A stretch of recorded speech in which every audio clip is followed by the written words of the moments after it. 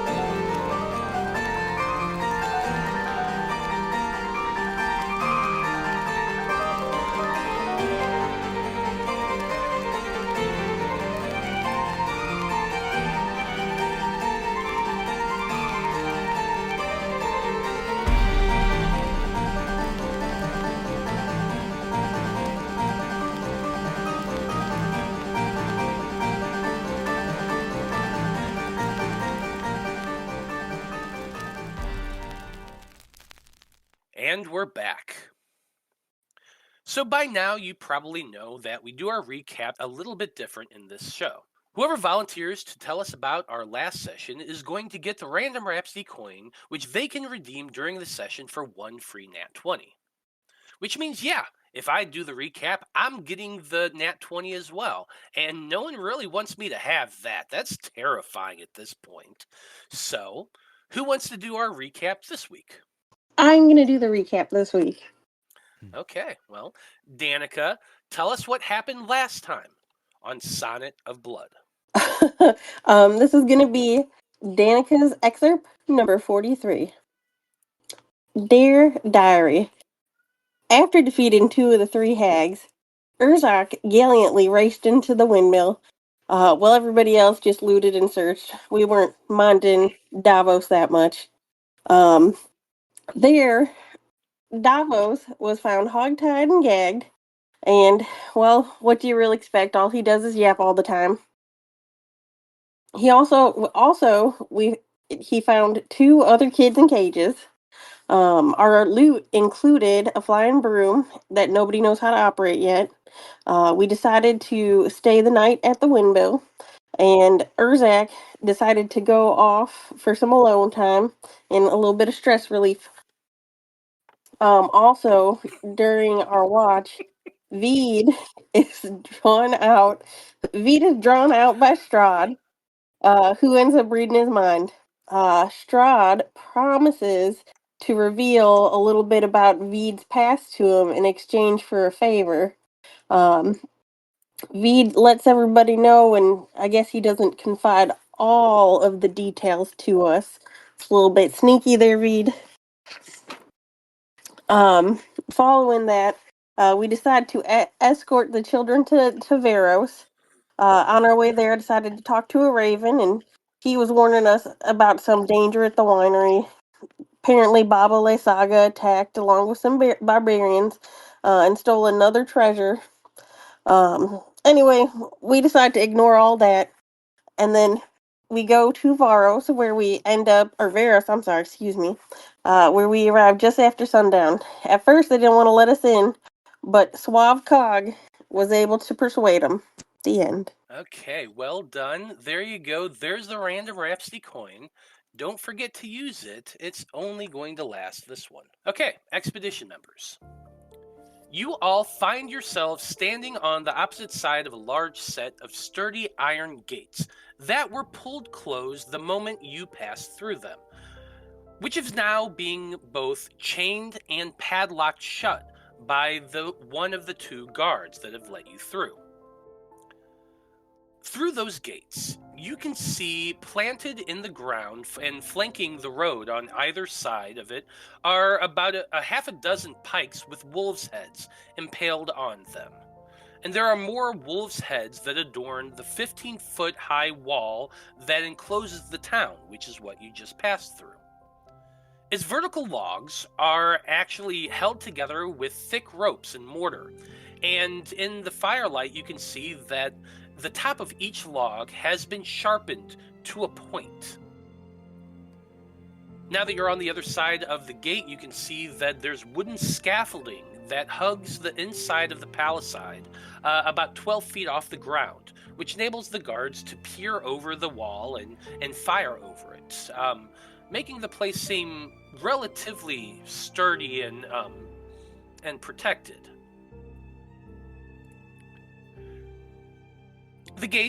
Once the gates are closed, the two guards regroup, and they all regard your group curiously.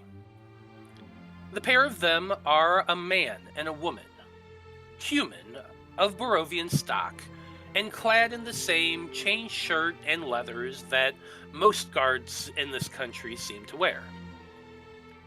The thing that stands out to you all, even in the light of the torches, because it is just now becoming nightfall, you can see that on each of the guards' face, there's the same fake, placid, almost unnatural smile that adorns both of their faces. Like, have you ever seen the movie Smile, or maybe Tim Burton's Batman from the 80s? It's kind of like that, like, really big and fake. Now, though that same fake smile remains on the guards' face as they look over each of you, one by one. And let's be honest, you're a curious sight. 5 of you Conclave Expedition members, armed to the teeth, the young woman Irina, and 3 small children who are still technically floating on a disc in air. So, yeah, there's all that. The guards regard you all, and the male presenting with the guy with the beard says, "Now look, We are going to let you in, which is against orders, I may remind you. But before we can let you pass this point, we are going to need to make sure you aren't infected with lycanthropy. Them's the rules for everyone, outsider or resident coming back into town. So I'm going to need you all to come with me. Okay. With your passive insights, you can all tell that the guard seems quite serious about this fact. In fact, both of the guards seem like slightly concerned as they're looking at all of you. Though Urzak, big in your armor, when you say okay, they kind of look to you and nod your head, and the lady says, "Now come this way. We have our guard house right over here," and she indicates a small log cabin, just a little bit away from the opening of the town itself. It's a one-story structure. It just has a simple wooden door, a pair of windows on either side with glass. The curtains are open, and inside you can see a lit common area room with another guard seated at a table. Does anybody resist, or do you all let them lead you to the guard station?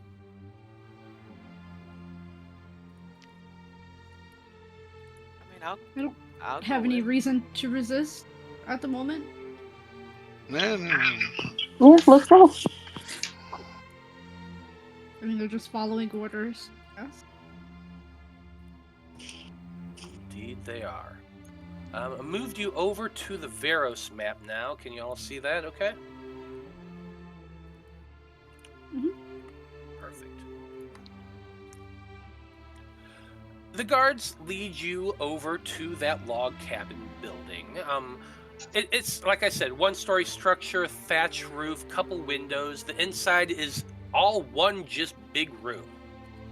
There's a little wooden stove over, or a cast iron wood stove over in one corner, keeping the place warm. It's got dirt floors, not much furnishings beyond a bookshelf, a chest, some spears on a rack against one wall, and a table with a few chairs where one guard is actually seated at.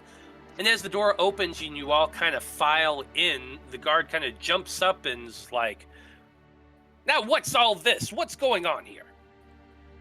And the guards kind of communicate a little bit back and forth, explaining that you all arrived right before sun was down, so they allowed you inside, but you still need to be tested. The senior of the three guards, a grizzled old man with a very, very gray, thin-cut beard, sits up and he kind of grins a little bit as he goes over to the shelf, picks up a small box and opens it, pulling out a dagger. He approaches you all with that dagger as the two other guards file in behind you all and shut the door. The guard says to you, "Now hand over one of your hands or arms wherever you wish to be pricked. I am cutting you with a silver dagger. If you have lycanthropy, your flesh will burn." Who's first? Urzak, he comes over and pricks you very lightly with the tip of the dagger. You're going to take 1 point of damage, and I'm down. he sits there for a moment, and nothing else happens other than a little bit of your dark blood kind of spilling out, and he nods and continues on with the process. Does anybody stop him? I'll stick my hand out. Sounds like everybody's willing to take it, so everyone can go ahead and take 1 point of damage.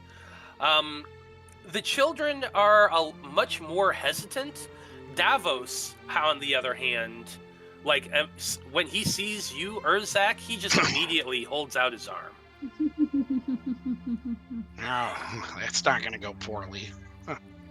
kid wants to be, huh, big guy? Good at following directions, finally. The children, the younger two children have to be coerced a little bit by Irina. She gets down on her knees and is like, it will be all right. It will only hurt for a little while, and I promise I will heal you the moment you are cut. Do not worry. The cog would lean into him like, and don't worry, if they do anything more than prick you, I've got a spell that I can kill all of them. And he'll just look right at the guy and be like, and just point at him and be like, looking at you. Are you trying to intimidate him? No, he's just telling him if he hurts the children, he's going to kill him. That's all he's... Oh, okay. Yeah. Make me an intimidation check. Oh, yeah. It's going to be a big one. The big old +1 charisma. Let's go, little guy. That's 4. Mm-hmm. The guard just kind of... First roll back. Yeah, scowls a little bit and just chuckles as the children are cut. Nobody has I knew like that hands spell to read, they so. could do that. Probably. I could drop Spear Guardians in this room right now and fuck the whole game up. It would. Oh. Yeah, that sounds like an alignment shift right there.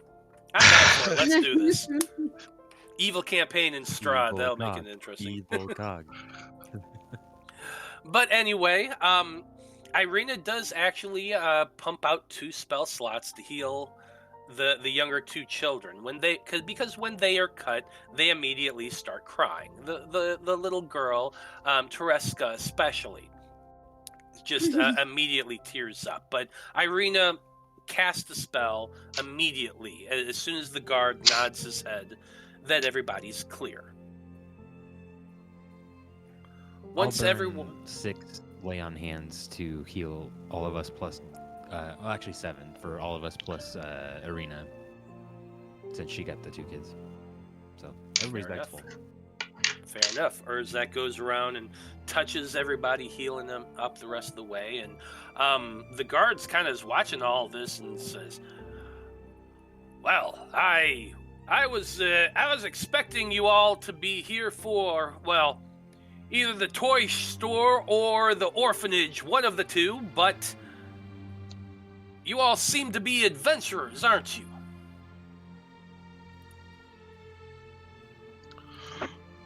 I guess that's what you could call us at this point. Is that a popular toy store? Did you expect people to travel in wolf-infested lands?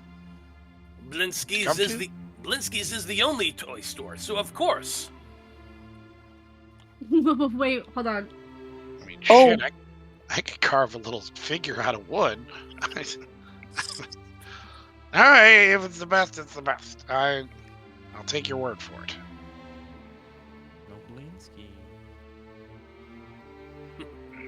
Wasn't Oh my that? god, I forget. That was something. Wasn't that the doll for the? It was something that kid Marty was disappeared? obsessed for like 2 weeks. We have to go. It's like no Blinsky, no problem, or some shit like that, right? He's no fun. He's no Blinsky. Yeah, that's what Marty was obsessed with. Mm-hmm.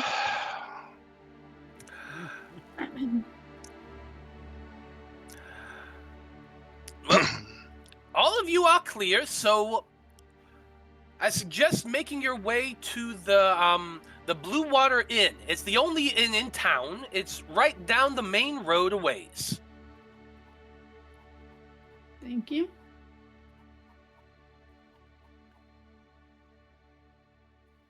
He kind of gives you a little bit of directions. If you go down the main road about halfway through town, until you reach the crossroads, there on the northwestern side of town, there is the Blue Water Inn. You have any questions for these guards, or you just plan on heading out? Should we ask them where an orphanage is, or somewhere where we can... We could figure that out later. We don't have to take them to the orphanage. Jesus, that's dark. What's with all the wolf heads? You guys seem pretty prolific hunters. Oh, aye, we have some of the best wolf hunters in these parts. Masters they are. Always heading out into the woods to deal with the things before they get near our town. It's kind of brave of you, knowing that those wolves serve the big guy. This statement kind of earns a chuckle from all three of the guards.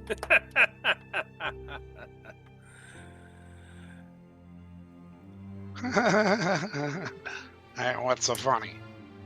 I'm a funny guy. I like jokes. What do you mean by this?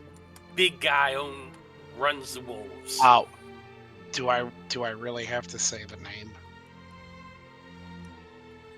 They all kind of look at you confused, like they legitimately aren't sure what you're talking about. Can I do an insight check on these guys? Yeah, I you do can. smell some bullshit. Make an insight check. I will do so. A particular It's a 12. vampire lord, perhaps? That's a 12. They seem like earnest. They're legitimately not sure what you're talking about. Right. Maybe I'm mistaken. Maybe he somehow doesn't hold sway here. Alright. So the inn's that way? Oh yeah, We'll right be on down our the way. road there. Just make sure you're indoors before dark fully sets.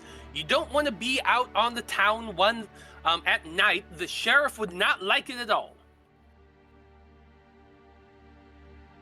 Right. Gotcha.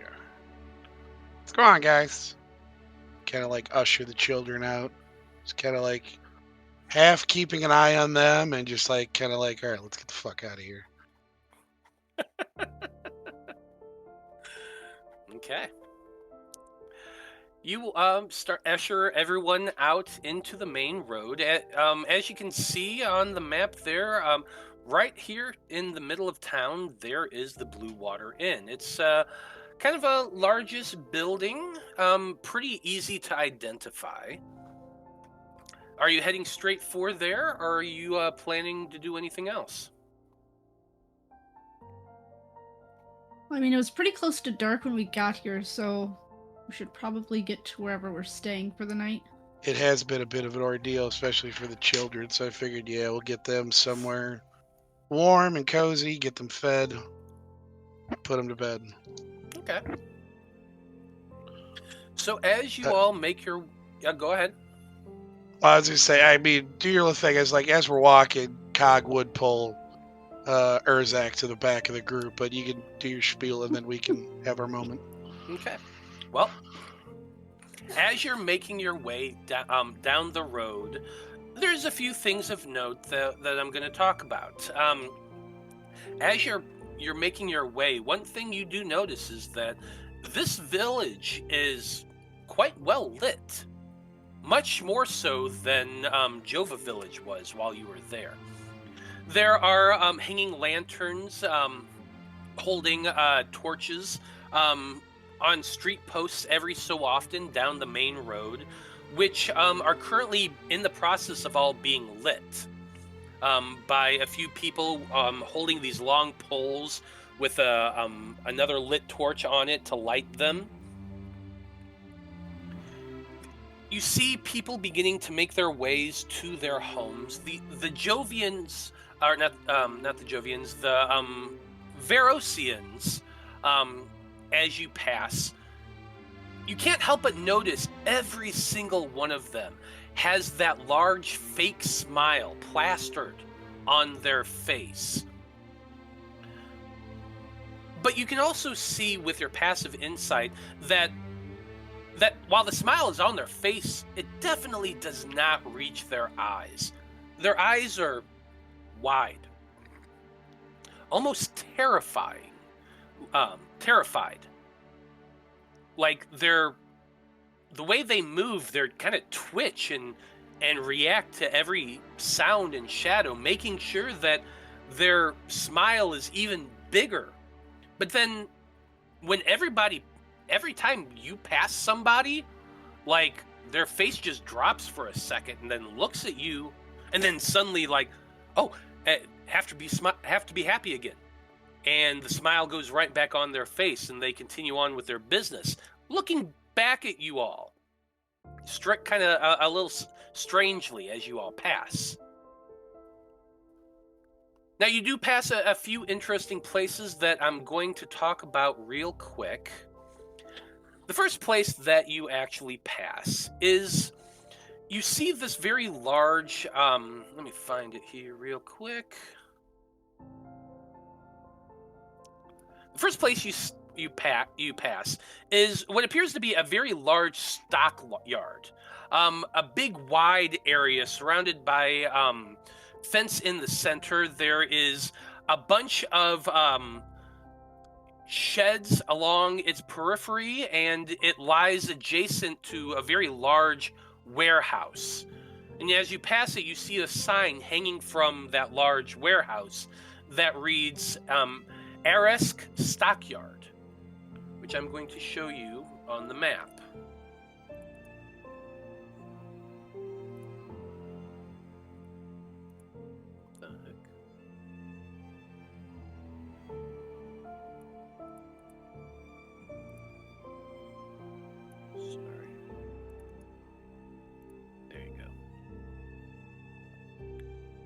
I thought you turned off my nighttime mode there for a second there. Yeah, it's weird. But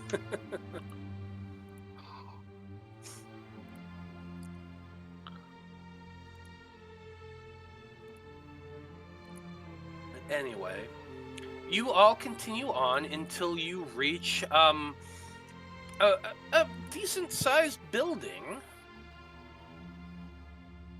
No, actually, as the one thing I should mention about the stockyard as you're passing it, something does stick out to you all. You can just kind of barely see it, but parked at the southern end of the stockyard, you can see that there is what appears to be like a carnival wagon, parked along one side of the place. You can see it's bright green in color, but the paint is peeling.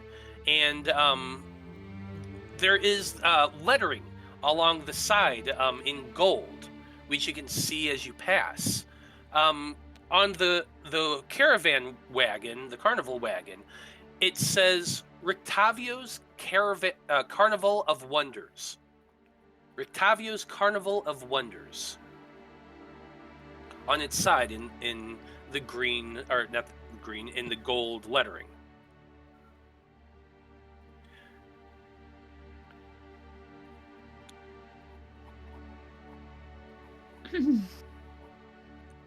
Now you continue onward until you reach about the center of town, and as you get to that point, you can see that that there is quite a bit of gray smoke issuing out from the chimney of a large 2-story wooden building with a stone foundation and sagging tile roof.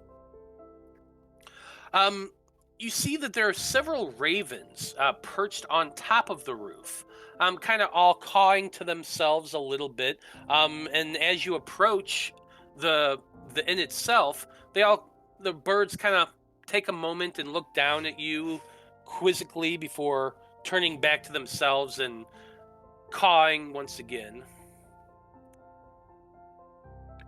There's a large sign hanging from the front of the building, a large wooden sign, which depicts a large blue waterfall.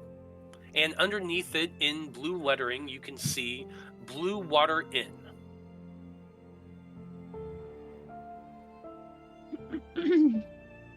So, Conclave Expedition, the town of Veros is open to you, so what do you want to do?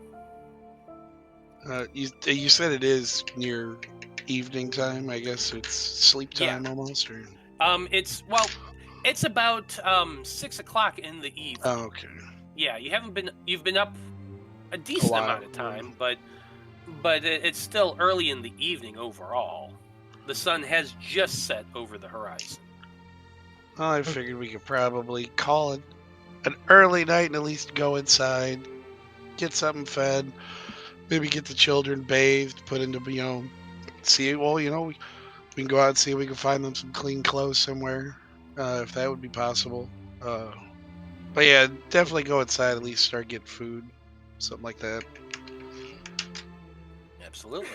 But as everybody kind of goes in, Cog's going to kind of like tug on Urzak's cape. Be like, hey, big guy, step back a second. Yeah, what's up? Does everybody... Does this town seem a little off to you? Extremely. I mean, how could they not know who Strahd is? Seriously,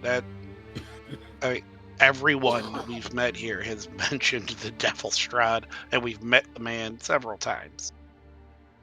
How is it possible they don't know who he is? Remind me again, the guy that we saw that let us in at the gate, was that like the mayor of the town, or was that just I think he's just a guard. guy? That was just a guard. Okay. And then I guess the captain at the guardhouse is the one that poked us all.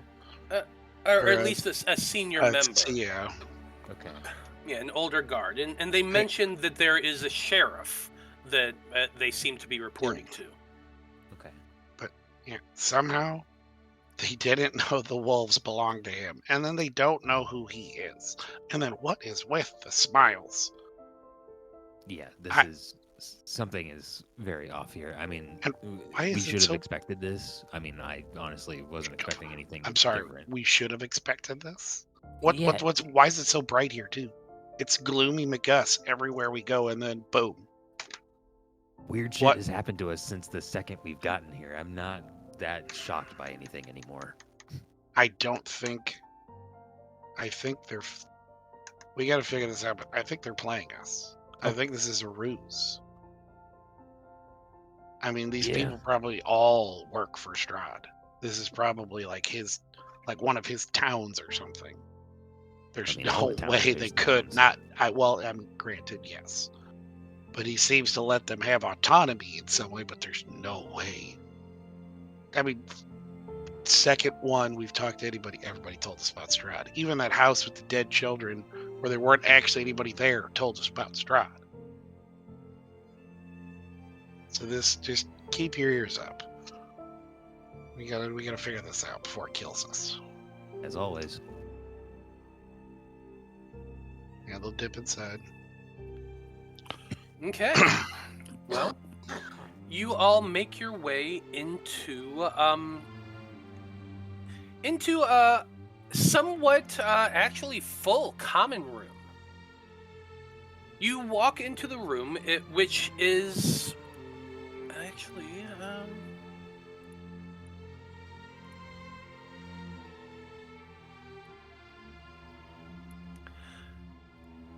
let's see here. The common room, as you step into it, is quite wide and brightly lit. There is a long bar towards the western side of the room, with quite a few bar stools, only a couple of which is currently occupied. There's several long tables. These are all filled with Barovian people. There's several round tables as well, one of which is filled with, which has quite a few chairs around, but only two men seated at. Can't talk today. Towards the back of the room, there is some smaller tables situated near a long staircase leading up to a second floor, with several more individuals all seated around the table. One of which kind of strikes you as interesting, because with your passive perception, it's not difficult to note the fact that this individual is the only person in the room who's, other than y'all, who is not human. This individual is garbed in brightly colored clothes of blues and greens and yellows. He has a tall hat on top of his head, which is tapered and has a very short brim around, which allows his long, thinly pointed ears to stick out at either side. He's actually kind of garishly dressed, and he's sitting at the table, his boots up on it, and he with a lute in his hand, and he's just kind of absently plucking at it as he talks with about 4 other individuals. Behind the bar is a rather matronly looking woman with a hawk nose and a large bun up on her head. She's skinny. She's has kind of darkly wrinkled skin, and Danika, there's like something familiar about her. Like there's just something about her that looks slightly familiar to you. You're not quite sure why. It's hard to place, but it seems familiar somehow.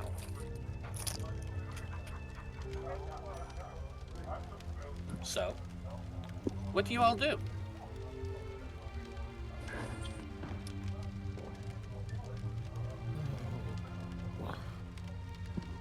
Find somewhere we can sit down, you know.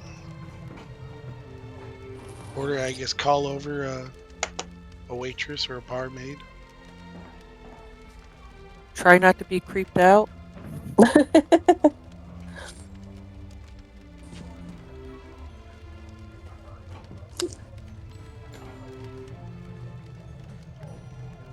There is one open table in the middle of the bar, which does seem to be open. There's quite a few bar stools at the bar itself, which is also open. You could always go sit there if you wanted to. It's entirely up to you. I'll take the table. I was gonna say, we have a large party. Let's take a table. Yeah, I don't like. I'd rather have our backs to the wall so we can see everything. But at least now we got someone that can watch every angle of the place if we sit at the table in the middle.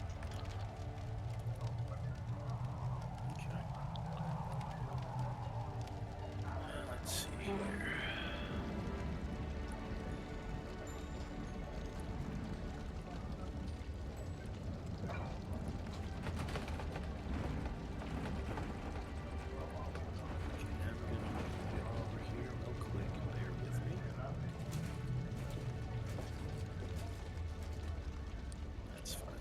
Map's kind of small. You all go over to your table, which, like I said, is right in the middle of the common room. Everyone kind of looks up at you as you approach and watch you all as you make your way over to your table. There is not enough chairs at this table for the 5 of you plus 3 children. There's a total of 6 chairs. What size are the children we picked up? You could probably fit 2 of them in one chair, maybe, but I was even always thinking, like, how, you know, would they be small enough they could, like, sit in the lap of somebody, or? Yeah, they could sit in the lap. Like, the eldest is 8. The youngest is, like, 5. Yeah, I mean, obviously Davos has got to sit with Urzak. It's his buddy. It's his teammate. Kag's going to sit on the other side of the table. Yeah, I mean, I figure we can just double up the kids and let them sit in somebody's lap. Mm-hmm. Absolutely. And as you do so, you do see the bar, the woman behind the bar look at you all and call out, "I see you, I'll be there in a moment." You all situate yourself as best you can. You're kind of cramped and uncomfortable, but it's better than nothing. As you sit there, the older lady that I described previously, thin, somewhat familiar face, big old bun on her head, comes over to you all and walks up to you and says, "Well, Welcome to the Blue Water Inn. We have, I'm afraid we don't have a whole lot of wine left right now. We do have grape mash number 3, and we do have a little bit left of the Red Dragon Crush wine, but that's not a whole lot.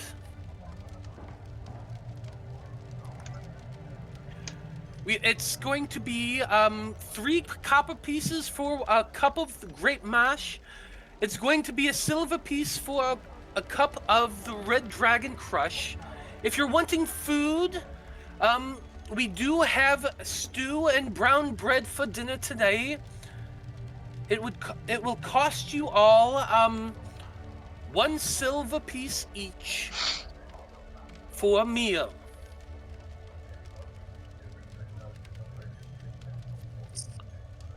I'll just bust out a gold because that's cover the meal at least for everybody. Yeah. Because there's 9 of us total now, I think, right?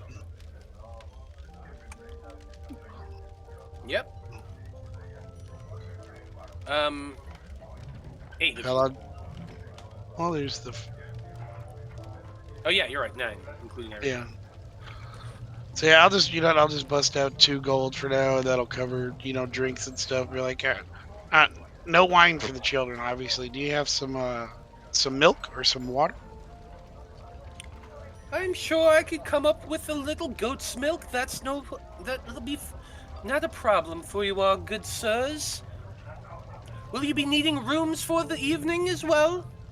Yes. Do you have one large room, or would we have to get multiple rooms? I'm afraid our rooms are strictly 2 bedrooms.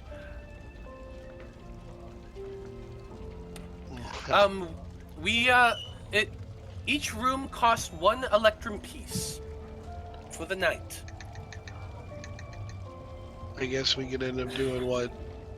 The three boys in one room, girls in the other, and then we could split the children up that way too. We got 2 boy children and a little girl.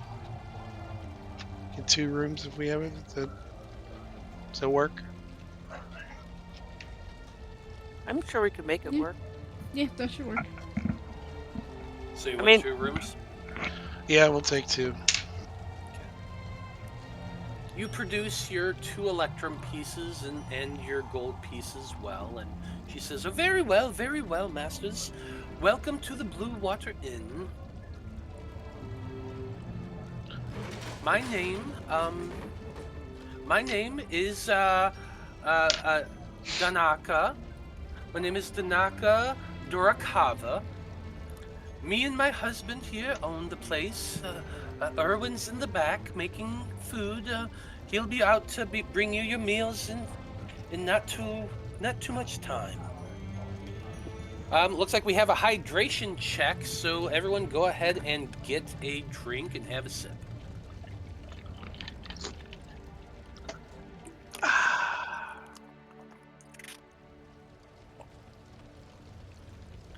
She bustles off away, heading towards the back of the inn to place your orders.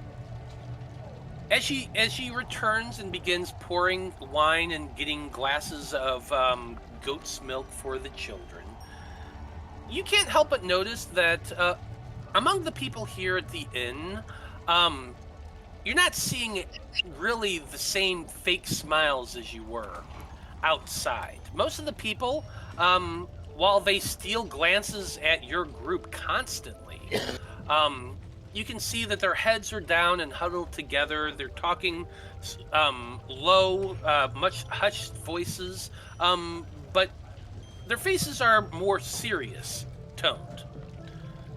The woman, Danika, when she came over and spoke to you, she certainly had a smile on her face, but it was the same smile that you would see at any inn, anywhere in Loropa. Just that same friendly, can I help you smile that you see on service workers all the time. Definitely an odd contrast from the people you saw outside. And Danika is the one that looks familiar to me, right? Mm-hmm. So Danika is just like staring at her intently, and she like leans over to Delphine, and she's like, Delphine, doesn't she look super familiar? Are you having a sense of deja vu or anything? Does she look familiar to me? This one's going to be a bit of a history check. I think the both of you are going to make history checks by yourselves, to see if you can figure out how you recognize this person, and whether or not Delphine does.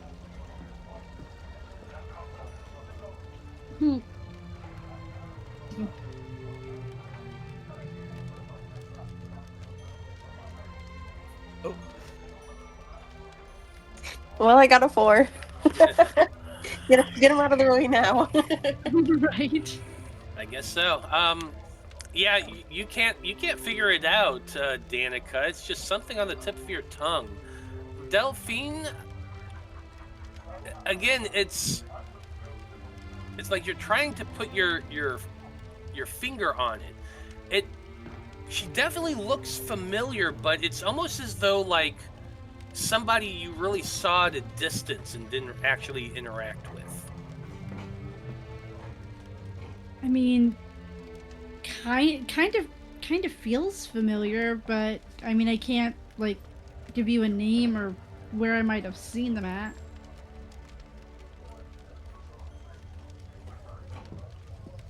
And what about this name, Danika? It sure sounds familiar too.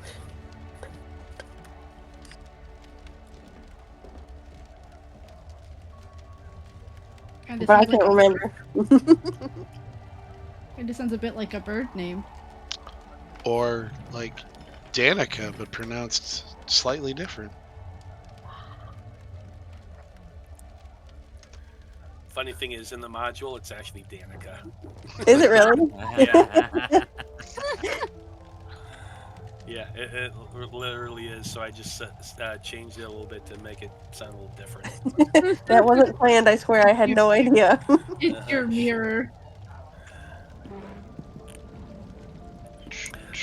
I mean, do you want to go talk to them? Sure. You know what? Danika's going to go over to the barmaid. So who actually ordered wine? You have the purple grape mash number 3, and you have the red dragon crush. That's more expensive. Cog, he would have. You know what? He'll plop down like another gold or 2. We'll go for the good stuff. So I mean, just however much that covers. Yeah, 6 cups of the red dragon crush. That's easily done.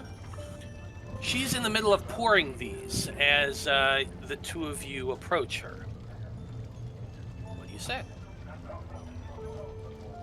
Danika is gonna have a seat, and she's gonna be like, Danika, you look so familiar to me, and I swear I'm not just hitting on you, but Not just. have you been traveling lately? Do you have any family around here you've been visiting? Well, I do actually have quite a large family, but I can say for sure that I've never seen any of you before. We don't get a whole lot of, outsiders here. Oh, there's some that come every so often. That spoony bard over there's one. But overall, we don't see a whole lot of newcomers in town. No, but what about out here? Have you been traveling or anything like that? Oh, me? No, I can't say that I have. I have far too many responsibilities here. Do I get the impression that she's telling the truth, or is she being kind of shifty? Make an insight check. Let me see if I'm insightful today. A 9. She seems on the level. Danika's gonna nod her head. Okay. Okay. So, tell me more about this town. How come everybody just seems so happy? Is there, something going on around town? Oh, you mean the gods at the gate didn't tell you? I'm afraid it's very important for you all to know that in Veros, it is illegal to not appear happy. Well, really? Oh yes, indeed. It's actually the town law. You must be happy at all times. The Baron is quite insistent on it. In fact, his thugs will arrest anyone out on the street who doesn't look as though they're having the time of their life. Oh, wow. And who's the Baron? What's his name? Oh, the Baron. Well, tell me about him. Sure. Grab this real quick. Yeah, the Baron's name is Vargas Verosovich. Which I will go ahead.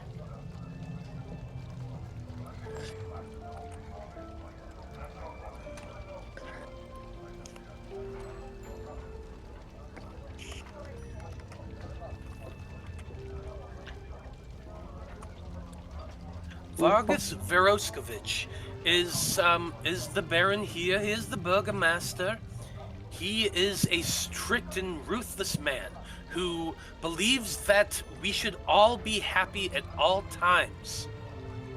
He tells us all will be well, and he insists we all repeat it. We all have to be happy at all times. It's the way that we survive here in Veros. How did this law get introduced? How did it become was it always like that? As long as the Burgomaster has been in charge here, indeed. How long has he been in charge? Oh. I'd say a good 35 years. He made his rules not 15 years after he came into office. I remember the day well. That's very interesting. So what happens if you get caught not smiling? If the gods catch you, you'll be arrested, and depending on how often your offense has been, or how many times, or just the general mood of the Baron or his sheriff will end you up in the stocks for days, maybe even longer. Sometimes whipped, sometimes locked away. In fact, poor old, and I'm looking up the name real quick.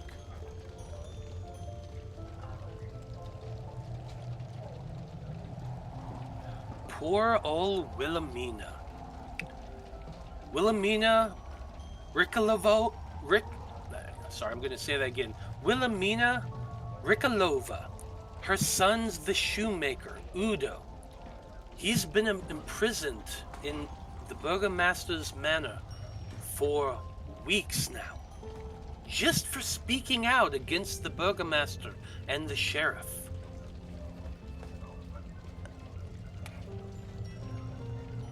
So, I don't know how long you all plan on staying here in Veros, but outsiders are always treated with suspicion, so don't give the gods any reason to look at you twice. That's the best advice I can give you. And as she's finishing this, she places down the cups of wine onto a tray, and she slides it over to you, Danika. Now, I'm going to go and check on your stew. Mind my words, but please don't repeat them. At least not when you aren't in good company.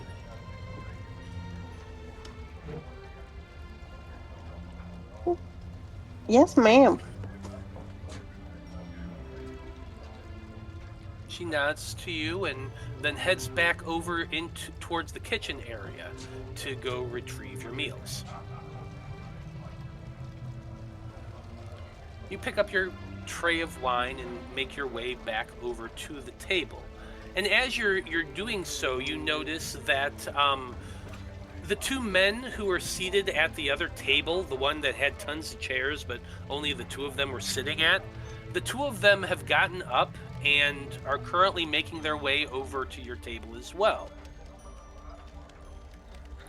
The two men approach. These are both tall-ish Barovian men. They have brown beards, a little bit darker brown hair, which are cut short. Their beards are very well groomed and manicured, and the clothes they well. Soft cotton tunic or soft wool tunic and breeches are of fine cut and color.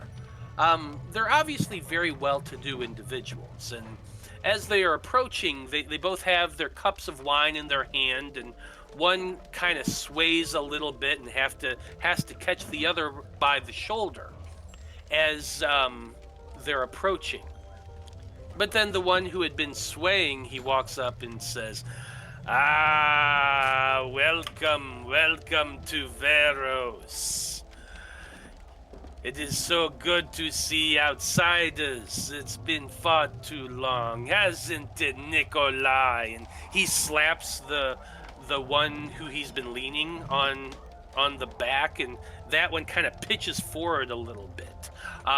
And splatters a little bit of his wine, which, of course, just happens to land on Cog's head.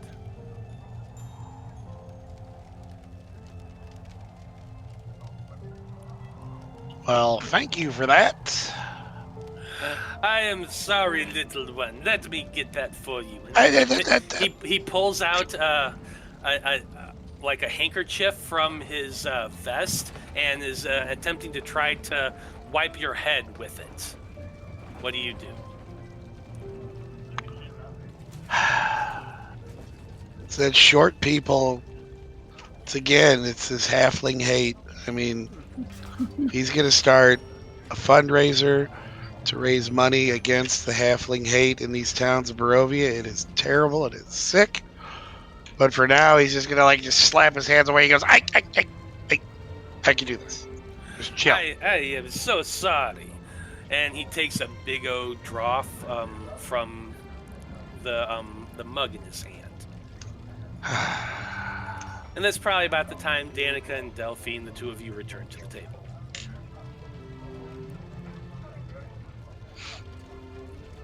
Oh, I am so sorry. Let me help you with these wine. And the one that was referred to as Nikolai comes walking over and tries to take the tray from you, Danika. Danika is going to grab the two drinks and let him take the tray. Okay, so you take two drinks off the tray as he's grabbing the tray, and he walks around and places one down in front of you, Cog, places one down in front of you, Vide, takes another one and places it down next to Urzak, and then takes the last one and starts drinking from it.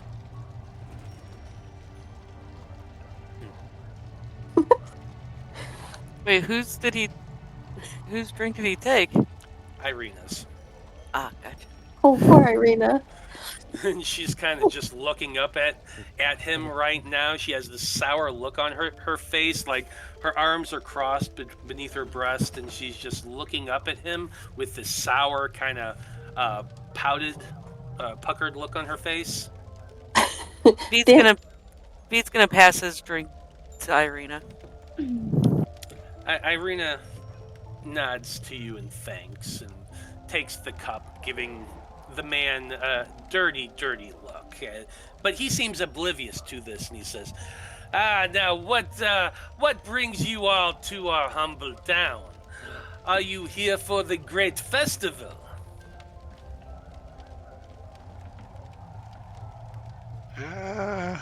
Didn't know there was a festival.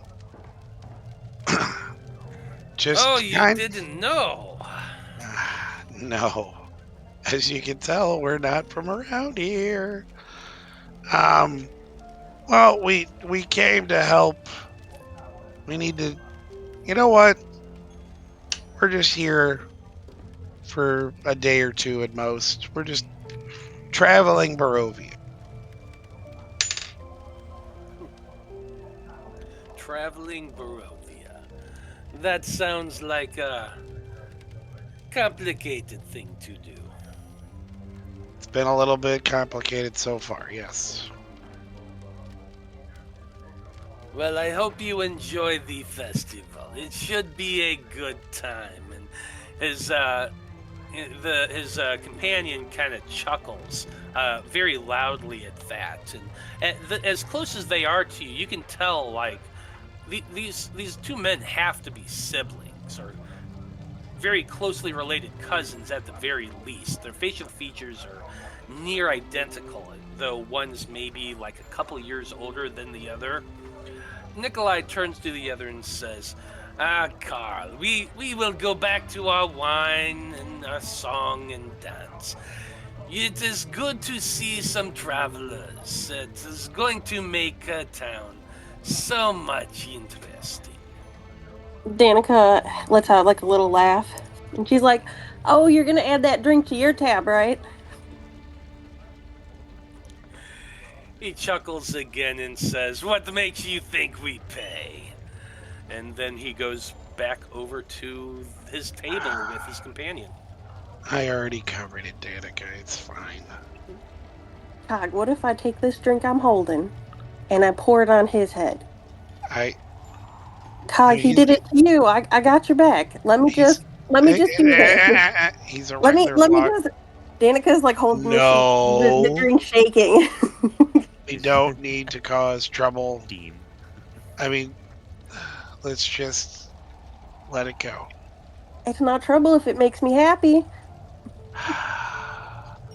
Well, that may not be, but it might be trouble for us. Just because you're happy doesn't mean it's not trouble. Just let it go for now. Nobody was hurt. Nobody was. I don't. We got to figure this place out before we potentially start fights. Danika gets.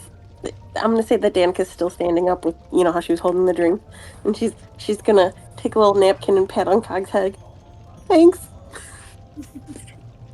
Thank you.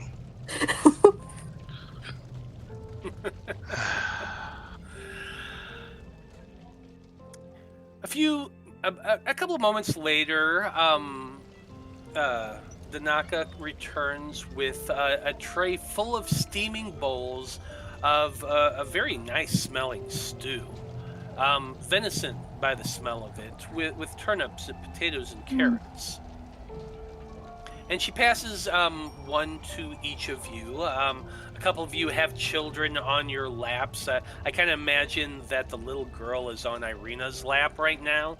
And everybody, all of the kids, Irina as well, immediately just tuck into the first warm meal other than what you all had at the windmill, which wasn't the best that they've had in a long time.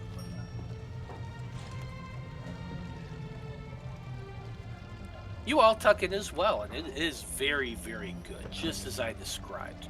The brown bread that they brought with it is rich and hearty and has oats in it as well.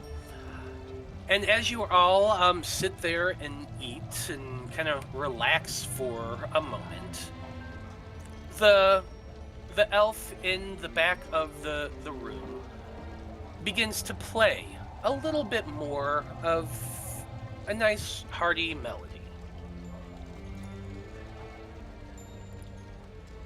Now, with that in mind, does anybody have anything they plan on doing for right now?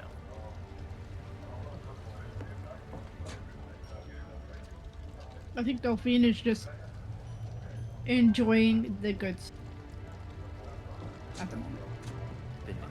It's been so long since we've had like a decent meal, you know. Yeah. This is kind of the first moment that you've all been together where it actually feels a little bit normal, right?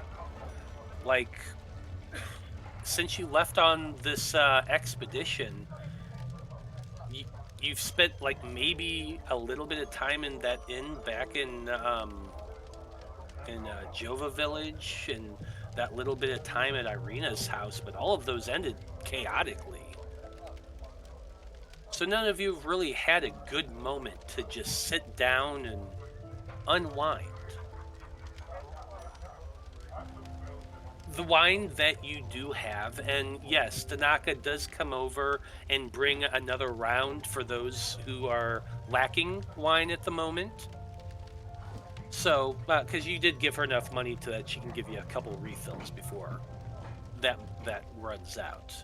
So she keeps you a little bit filled up, and over the course of the next hour, you all just enjoy your meal and enjoy a little bit of time where you don't feel like you're being chased or hunted. What is your conversation like as you sit there at the table eating? Danika for sure is she's going to cast message and point at everybody and kind of tell everyone so they're kind of in the loop about what Danika said.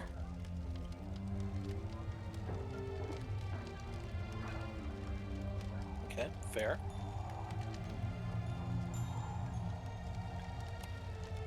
Oh, wait a minute. A law forcing you to be happy? I mean, I'm always cheerful, obviously. But Lady Adala, she strictly puts in her teachings that as halflings, we have every right to be assholes and curmudgeons. So, I'm not going to follow that law. I'm not going to just fake smile for these people.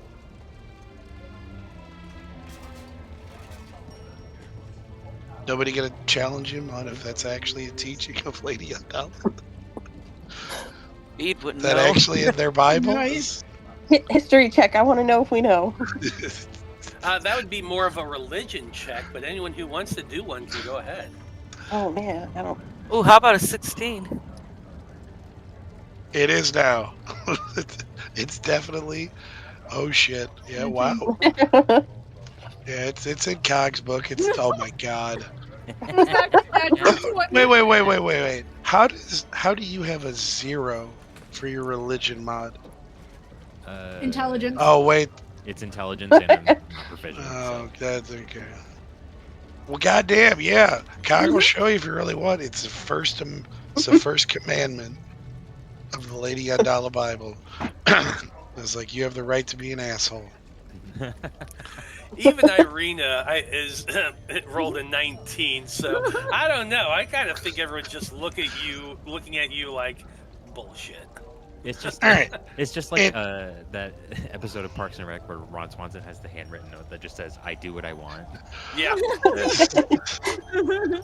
And like, all right, maybe it's not an official commandment by the lady, but yeah, I mean, I'm 118. I was like, if I want to be a salty little bastard, I'm gonna be one.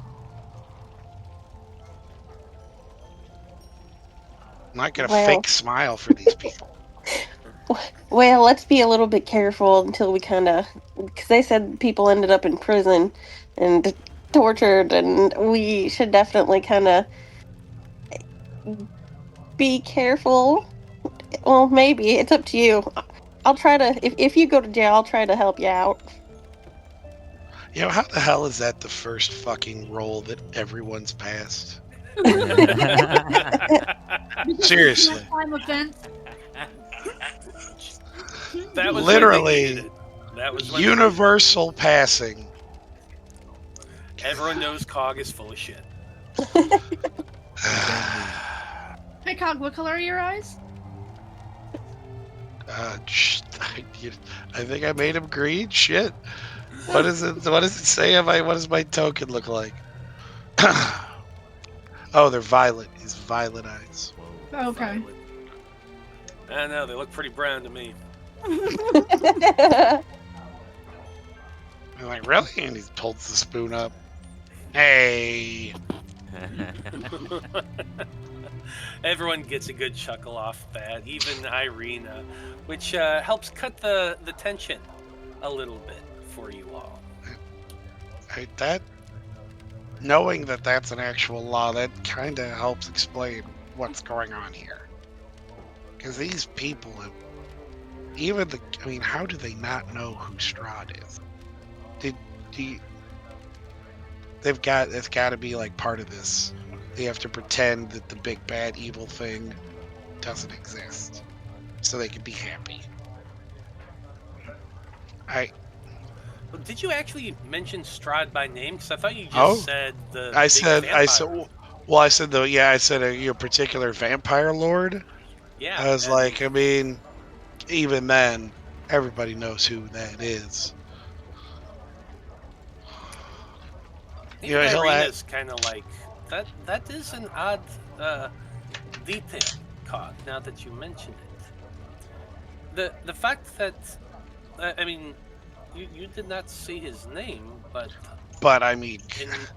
where I'm from, you say a dark vampire, and everyone knows exactly who you're talking about. Exactly. We've only been here a short time, and we know that. Now, of course, we've had personal run-ins with him, but still, I don't trust. This Danika or Danika, she seems okay. Especially you said the way she was telling you about this stuff, that she said, hey, please keep this, amongst yourselves. It seems like she understands what's really going on. And I don't know about Drunky Drunk and Drunk 2 over there. Maybe they're a little weird too, but there's something about this town. We gotta be on our game while we're here. How long do we think we want to stay here? Well, I thought we were gonna see about rehoming these sweet ones, but I don't know if I want to leave them here. I thought this was just a pit stop to Algiba. Yeah, is that the Abbey? Take Irina, yeah. Yes. Is it okay? Yeah, it's like, yeah, I don't know about. I wouldn't feel right.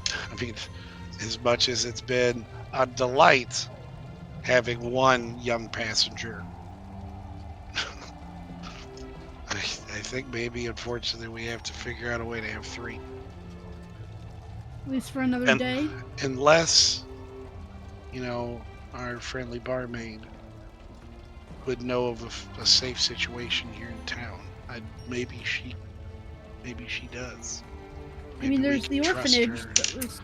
But it's an orphanage. But also, everybody here is forced to appear happy. Did we ever ask the children what town they were from? Do they know? Yeah, you did actually. They're both from Jova. Oh, okay. And Irina didn't recognize them? Not really. Irina, if you ask her, she would tell you that the villagers weren't her biggest fan. They tended to shun her since she was little. She never really understood why at the time. She didn't know about the fact that she was adopted until a few days ago. She didn't know anything about what she is now. She always thought that the villagers were just kind of jerks, and she mostly just played with her brother. So, while she knew some villagers, she didn't know everybody. No, she did not know these two.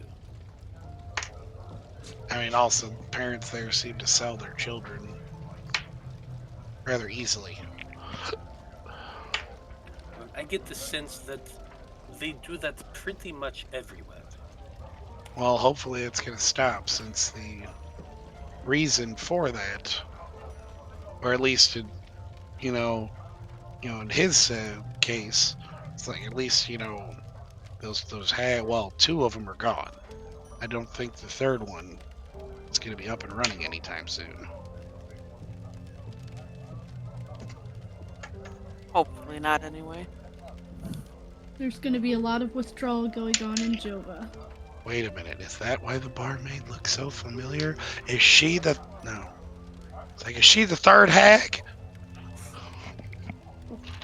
Fireball! Earthquake. He's like, and then I guess another thing goes, and what's with all the birds? There were all the... Because you said there was a lot of ravens on this building in particular, right? There were, quite a few ravens on the I mean, top I of guess it. in town, he's like, why are we seeing them everywhere now? Are they, they're not following. Alright, I know I joked with the guard saying birds weren't real, but that was, they're following us, right? First it was we ran into them outside of the, with the Tsar pool, with the Vistani. We've run into them again in the woods before. We've running into them here. I mean, it's like, the animal life here? Is it because they know we're outsiders? They're following us? The wolves, the birds. I don't get this place. Should we have Danika go out there and talk to them? You have speak with the animals, right? You know what? We could maybe put a pin in that, because I want to see if we have time.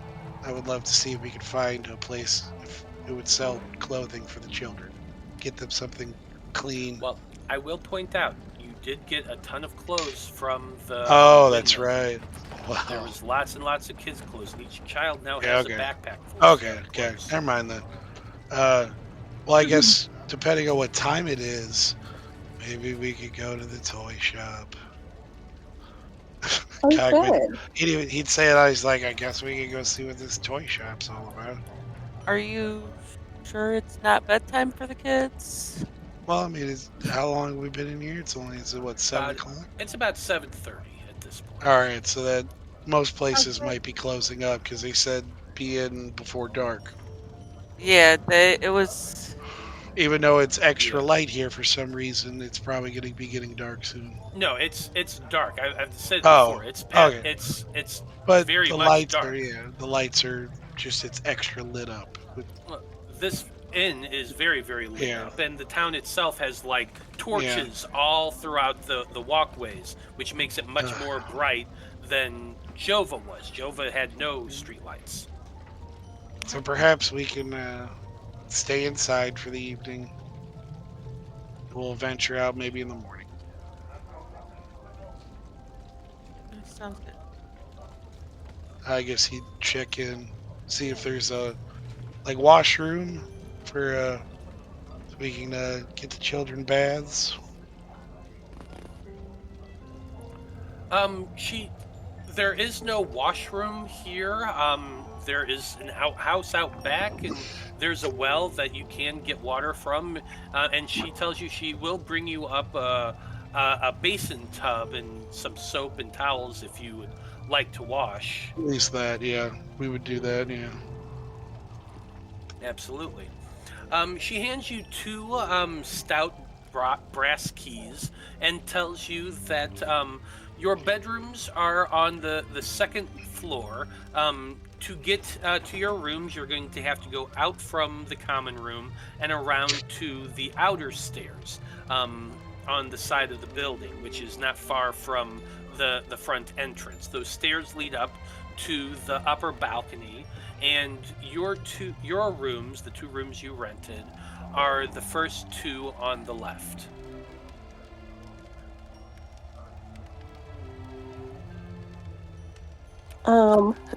Before we go upstairs, or at least before Danika goes upstairs, I'm gonna have her stop with the barmaid, and she's gonna try and buy some just extra bread to have for supplies. Okay. Yeah, absolutely. It's not too expensive. Like for just a nice sized little loaf of bread, it would be 2 copper pieces. Okay. I'm gonna buy we've got a lot of people with us. We'll make maybe 2 or 3 loaves. Sure, you can buy 3 loaves, and she'll wrap it up in a little bit of paper and tie it with some string for you. Okay. And then Danika is also going to take out her flute, and she's going to approach the very colorful individual. And then she's going to ask him if she can play with him. You walk up, and the bard, like I said, has had his feet up on the table with a few other people seated there with them, all Barovians, and he's just been strumming and playing softly up until this point. As you walk up and approach him and you ask, "Hey, can I play along with you?" The bard gives you a little bit of a smile, and he says, "I don't know, lassie. Can you?" Oh ho ho! Danika is going to raise her flute and play a little tune to go with it. Okay. And we're going to find out how good of a job you do in about 10 minutes, because we're going to go take a break. Yay! Cliffhanger! No. So stay tuned, everybody. We will be right back, and when we return, we'll find out how good of a job Danika does playing along with this bard, while the rest of the party escort the children upstairs to give them baths and settle them down for the night. So stay tuned.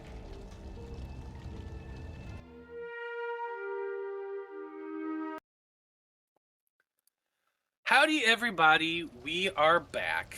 And when we last left off, most of the expedition and Irina have taken the kids all upstairs to their rooms at the inn here at the Blue Water Inn in Veros to give the kids some baths and, have a sense of normalcy for at least one night. While that's going on, Danika has elected to remain behind and go up to the bard who's been lightly playing throughout the evening and asked to play. To which the bard challenged her. I don't know, can you? So let's see if you can. Danika rolled her performance check and got a 25. You begin playing your flute, finding the rhythm very easy to follow along. He hasn't been doing anything too complicated, but as you pick up the melody to join in with him, he begins to pick up speed, playing along a little bit faster, almost teasingly, as though challenging you a little bit. And yeah, what we get here is a little bit of Devil Went Down to Veros as the two of you play along. But with your 25, you easily outpace him and begin to go into the lead of playing. And he ends up falling back to keep the harmony while you're actually taking center stage. And by the time you finish your song that you've been playing together, the entire common room here at the inn just begins clapping. Everybody actually has sincere smiles on their face. They're all drunk. The two dude bros who'd bothered you previously, they're drunk as hell, and they're just clapping each other and clapping and acting just a kind of a drunken fool a little bit. But even the bar maiden, Danika, she smiles and gives you a little bit of a nod in appreciation. The bard sets down his lute and he says, "Well, lass, you can indeed play with me. It was nice to hear. There hasn't been a whole lot of music since I've arrived in this town, other than what I can provide. So it's nice to have somebody else going along."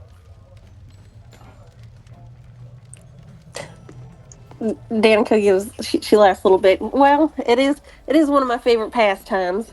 And she raises out her hand to shake his, and she's like, "Nice to meet you. My name is Danica. And who might you be?" The elf gives a flourishing bow, flipping back his cape a little bit as he takes your hand and drops his head down to kiss your knuckles lightly. Before returning, and as he takes off his hat and smiles, and he says, "I am the magnificent Rictavio.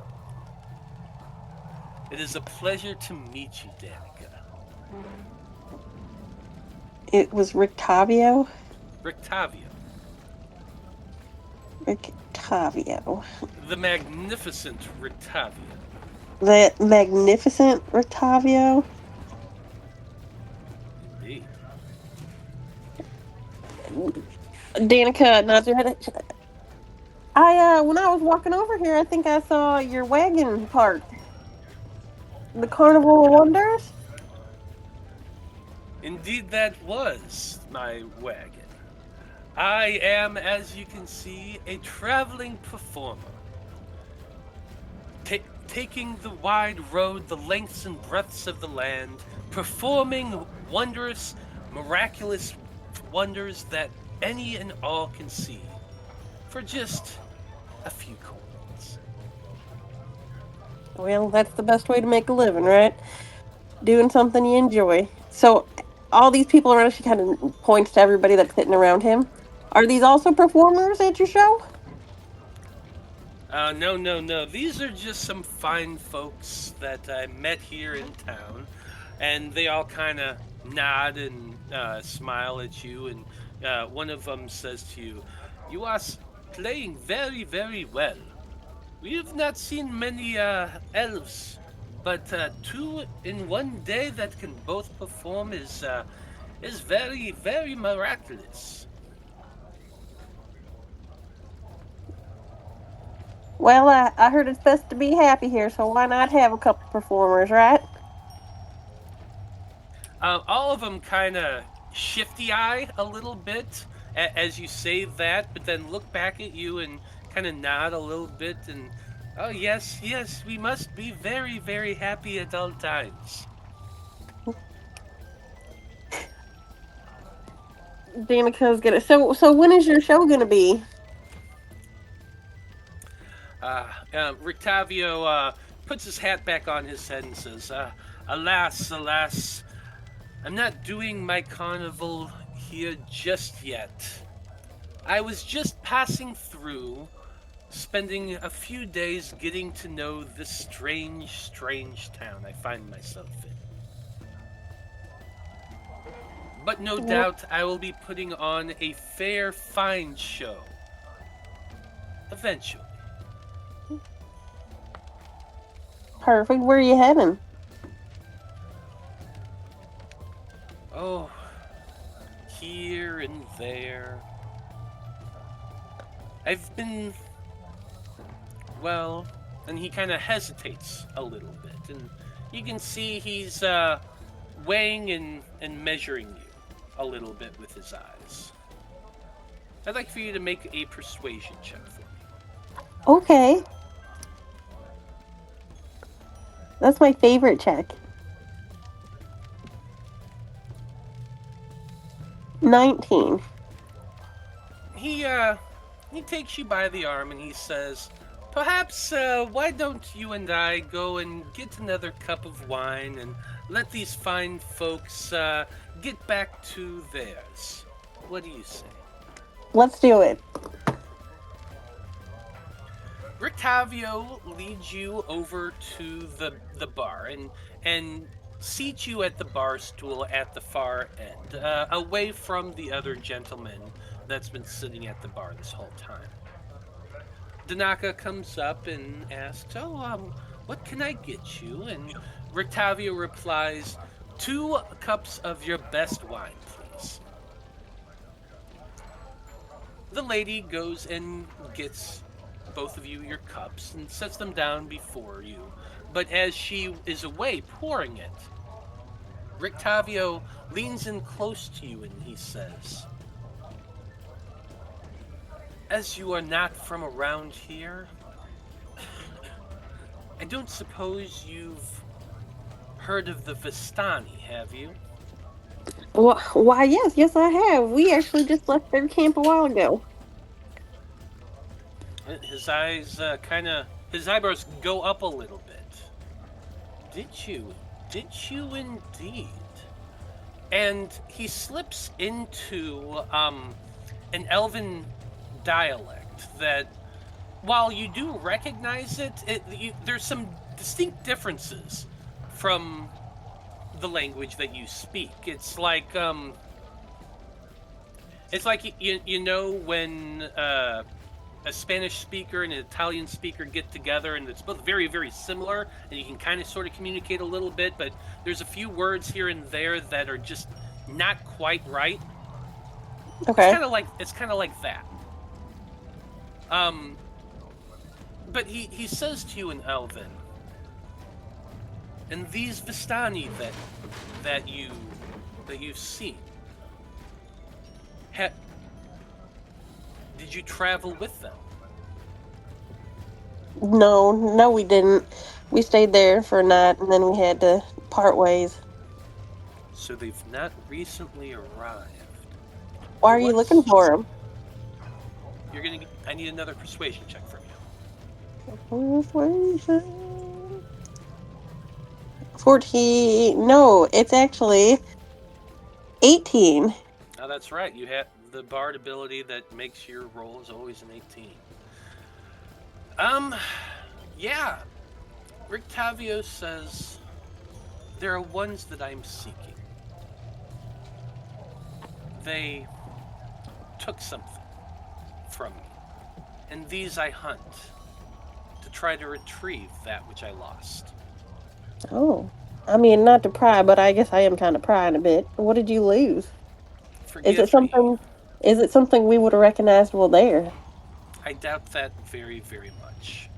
But if you have word of any Vistani in the area, ones that have returned to this land recently,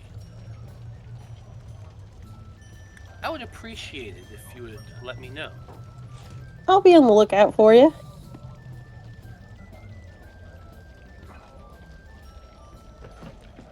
He nods his head, and what of you and your heavily armed group? Well, we're kind of trying to get these kids to safety, or at least somewhere safer than probably here. Safer than here. He kind of chuckles a little bit. So far, in my travels, this town seems to be the safest. Have you noticed anything, I don't know, too strange about this town, besides all the smiles? And this is all hush-hush, I'm not saying it super loud. Yeah, we're both speaking in Elven right now. Okay, You- okay. You speak Elven, right? Yeah. Yeah, that's what I thought, because you're half Elven. So, yeah, no, he said, well, the law of always being happy certainly is weird. And the thug they called the sheriff, well, I've seen nicer individuals, to say the least. But this village is at least fortified, and the one who rules doesn't seem to bother with it. Okay. So in my estimation, probably the safest in, well, kind of waves his hand about. Safest in a land that is not safe for anyone. Ain't that the truth? How came you here then? Pardon? How came you here then? Well, we were going through the mountains, and we ended up kind of getting lost in the mist. And lo and behold, we ended up in Barovia. The elf kind of chuckles a little bit at that and takes a sip of his wine. 'Tis a tale I've heard before. No doubt a fair frequent one in this world.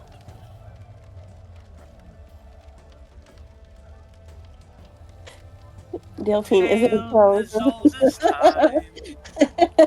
Song as old as rhyme. Count Strahd and Irina.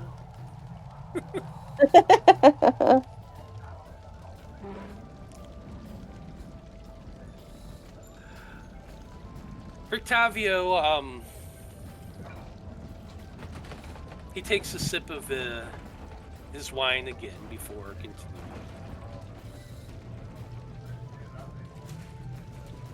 From what I can tell, as I said, this town is safest around. At least it's not under the shadow of, well, he kind of gestures tall, dark.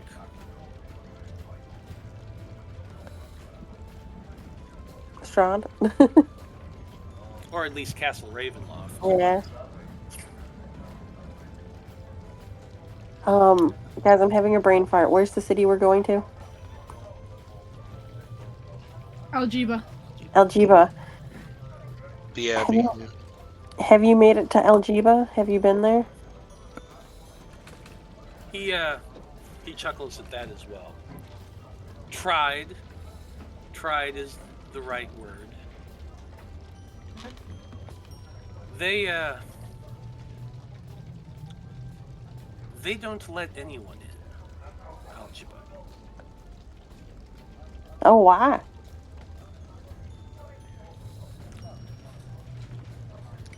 The town refuses any who approach it, at least from my experience.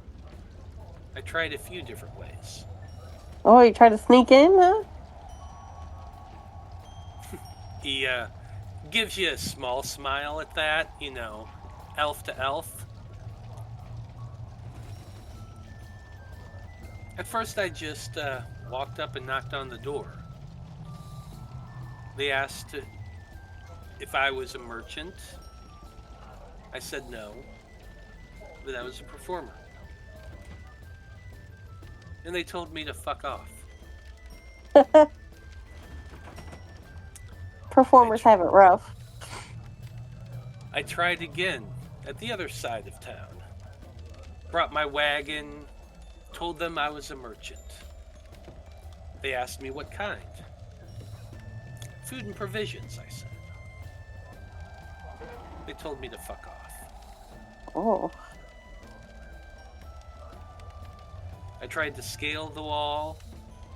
I tried to wait for a caravan to approach to actually get in, that I could sneak aboard. Spent a week watching. What few that showed up were turned away. Eventually I gave up. Found a place between here and there to shack up. Then came here. start my search. And then I meet you and have such a lovely, lovely time. He raises his mug of wine to you. She's gonna raise her glass and... well, thank you for the information. I'm gonna pass it along to my companions to maybe come up with another plan for when we get there. I appreciate it.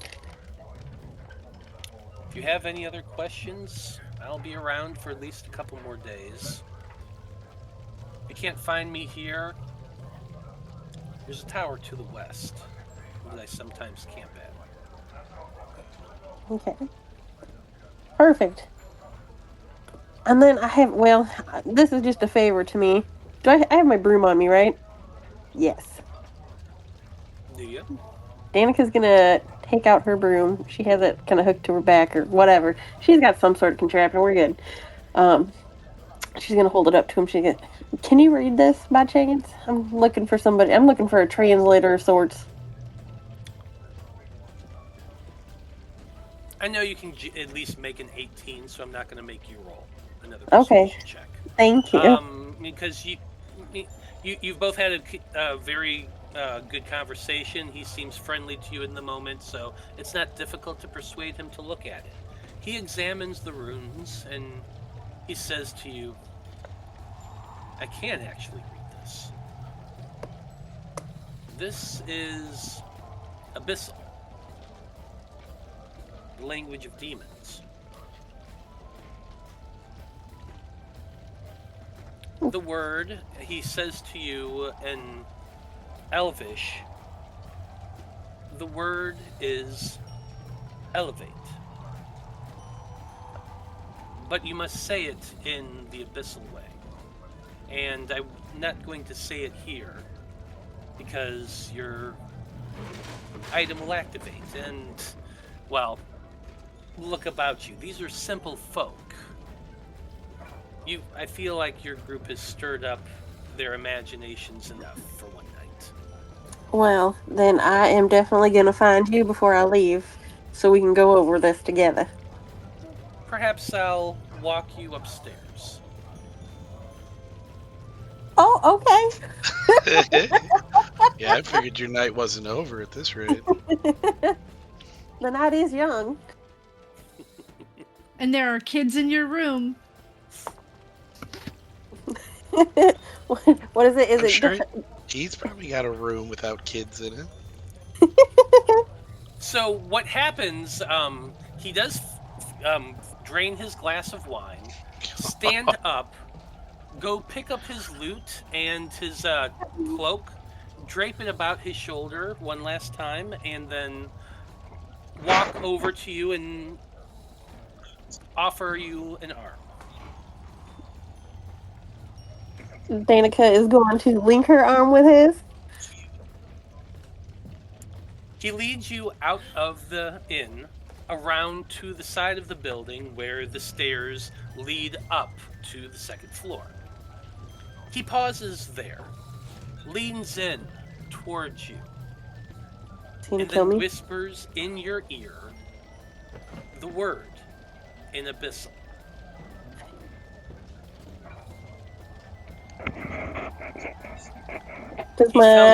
He tells you to repeat it a few times. I can't.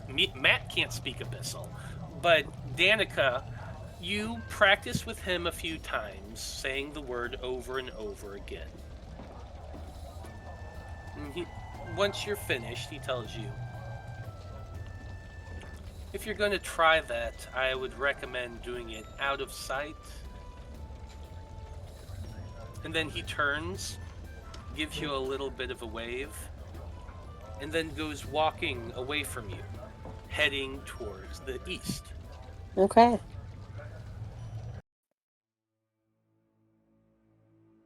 Danika's not desperate. She's not going to chase after him. Damn it.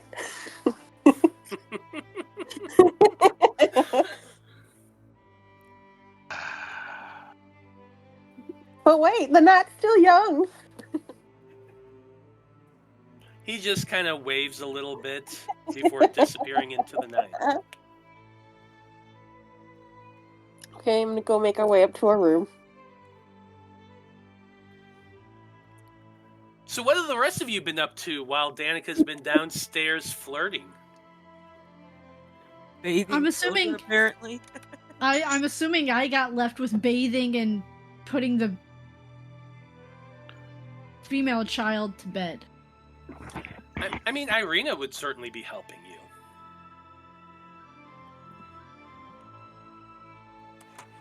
Hey, why can't we just leave it all to Irene?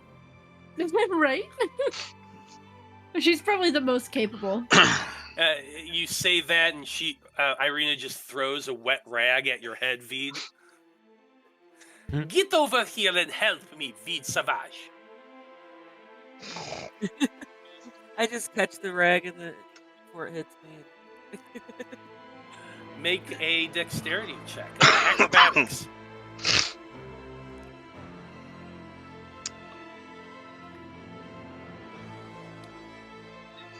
Well, That's enough to catch it. I'm gonna be Extra my helping shoulder. with the boys. He's gonna let Urzak take the Wonderkin. I mean, the children are very excited to be here and really enjoying it. And Davos is just hamming it up, taking the lead and explaining every facet of being an adventurer to the kids. He's like just got the two of them enraptured on his every word, and so God they damn it. they pretty well follow along with Davos's lead. It's just nonstop talking. Nonstop. Of Like, course. nonstop. Pretty much. Until eventually you all get them dried and in their pajamas and in bed, and you make them all be quiet and settle down. And while Davos and I'm blanking on the name, let me look real quick. Davos and Livius, they do kind of whisper to one another as boys do, but eventually they get somewhat settled down. Urzak, what are you doing during that time? I mean, I'm also helping with the bathing and waiting my turn as well. Cog ain't helping you. So Fair enough. like that's one bath. That's one like arms, you know, Oh, it's you meant, like I was like- exposed, you know, where your skin's exposed.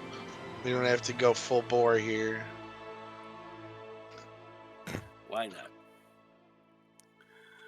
Well, other than that, is there anything anyone wants to do before you all settle in for the night? Any thoughts on what the plan is for the morrow?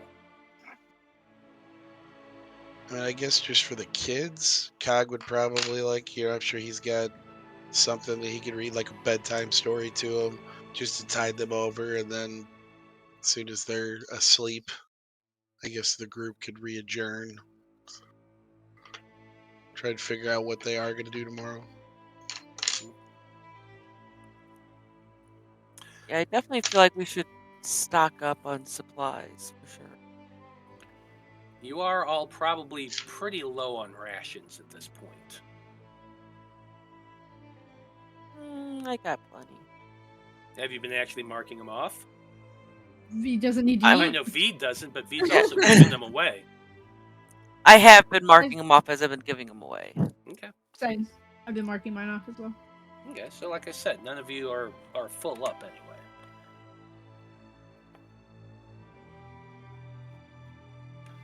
Danika, what do you tell everybody about your time once you rejoin everyone?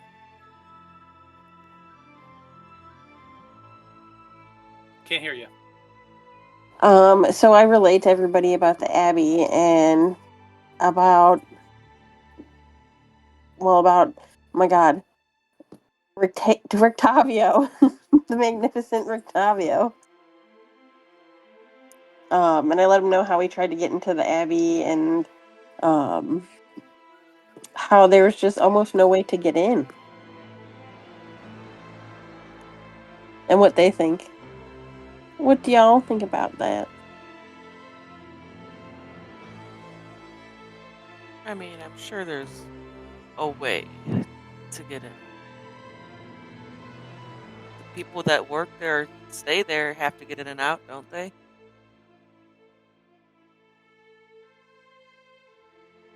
Unless they're self-sufficient. Well, it was what, the brother? Is that what is, or the guy at the church in back in her hometown was telling us to go to the Abbey, so maybe we can name drop him. It's worth a shot. We'll just have to figure it out as we get there. That is true.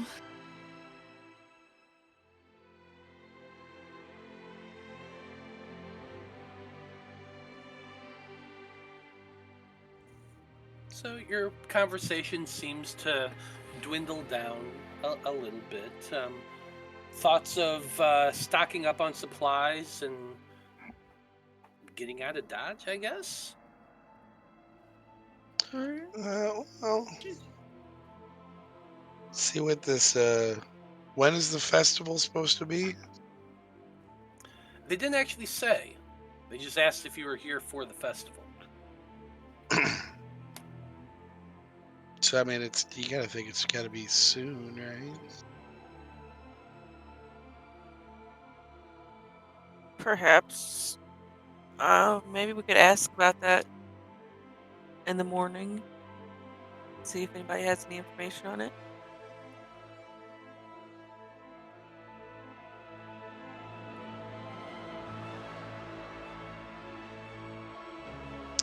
I don't know that. I suppose we could. Well, I mean, the elf only talked to her. I don't know if you'd want to talk to the whole group, but he seems to have more of an interesting story. And the two obnoxious brothers. Maybe if we're not gonna leave the kids here, obviously we can't leave Davos. That little shit's glued to Urzak. Those guys were they hunters? Or what? I can't remember what. I mean, they were big bastards. Well, everybody's a big bastard to Cog. But they were like big burly guys. Maybe we could hire someone to go with us into the wilderness to the next area so we're not just it's so many kids to so few adults at the moment. We got enough. I think we got some gold that we might be able to hire someone to help go with us, or at least maybe rent or get some horses in town at least. Something to make the trip easier. Because guys, can you pop the world map just to see where we? Absolutely. I think I measured it. I think it's going to be another day's. And then, I mean, shit. At some point, we gotta come back to fucking Aldra too. Yeah. So we're here at this lake, traveling along the path to Algiba. It's a lot of terrain. Yeah, I mean, we'll see if we can at least get horses or a wagon or something. Or, if somebody wants to flex with their new friend who just happens to have a wagon.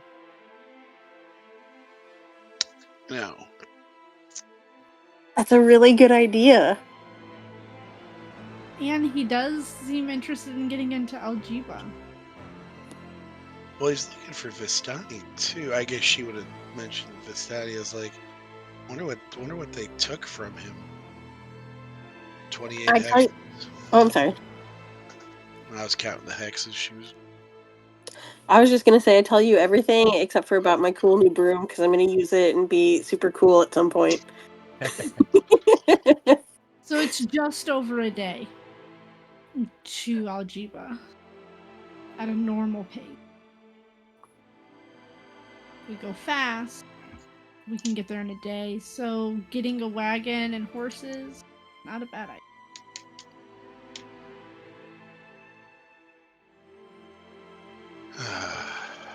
Yeah, I mean, at least something. Extra provisions. See if there's an armory here, or I guess a blacksmith. Maybe we can get some. Well, we've got sub-silver tip stuff,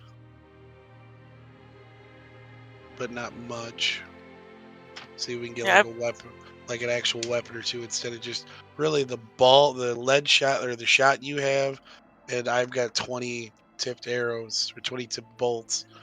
I don't remember if we, you know what, we found a dagger. I think does Danika have that?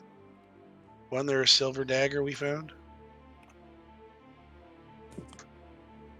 I don't know if I have that. I know. I want to say. I mean, I could have sworn somebody got a silver dagger. I have a silver hand axe that I bought. Maybe that's what it was then. So we got some stuff to help us with these fools.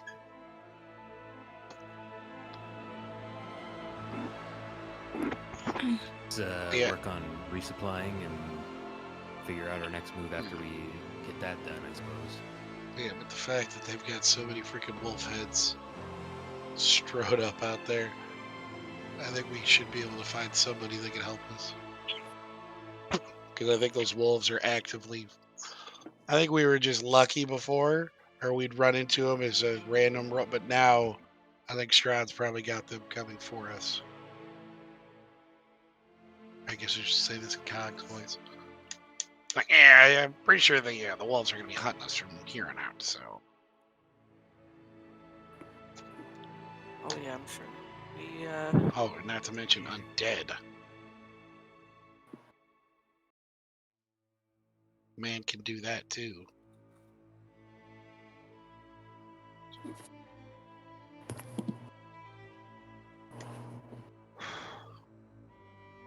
So, I'd say let's. I'd still think we should, even with this place seeming as nice as it is, I think we should still set up watches. I'm okay with that. I'm okay with that too. Out of character, in my robe, Cog's robe of useful items, there is a window. Now, do our rooms adjoining? Your rooms are not adjoining. Okay, shit. I was to say, if they were, I was gonna ask, is that window, would it be permanent if he put it in between the two walls? You can find out. Yeah, if the rooms don't adjoin, there's no point anyway. Well, no, they're right next to one another. Oh, sorry. So our walls don't. Adjoining rooms, they don't share a wall. Sorry, yeah, no, they do share a wall. Sorry. Well, I mean, I don't want to risk it and it not be movable, because then we just put a fucking window in the goddamn wall so these nice people's in. We'll just put a curtain up. Same thing. Sure. Nobody would notice the difference. So we'll save that window for maybe an escape. So at some point. Hang a picture up in front of it. On both sides. Yeah, why not? Because it's 2 feet by 4 feet up to 2 feet deep. And you place it on a vertical surface you could reach. So yeah, we'll save that. There's a pit too. A 10-foot cubed pit. That could be interesting. And there is one thing. It's a silver coffer. Which I think isn't a coffer, just like a little chest. Mm-hmm. Like a little mini. And it's worth 500 gold. I mean, it's silver, but I don't know if that's really going to help us out fighting anything unless you, literally use it like it's a big fucking rock and just hit a werewolf against the side of its skull. So that's potentially 500 gold we got just sitting in in one of his pockets.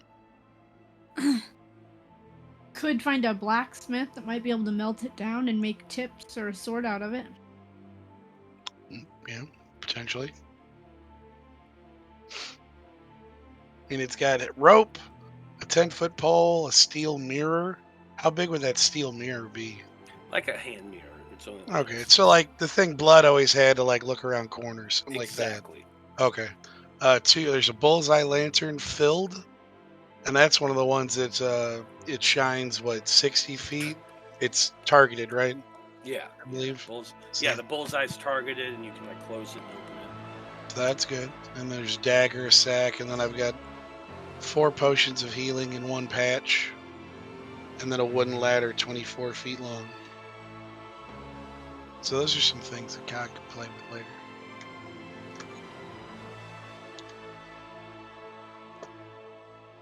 Yeah, I feel like Cog is the best person to have that too.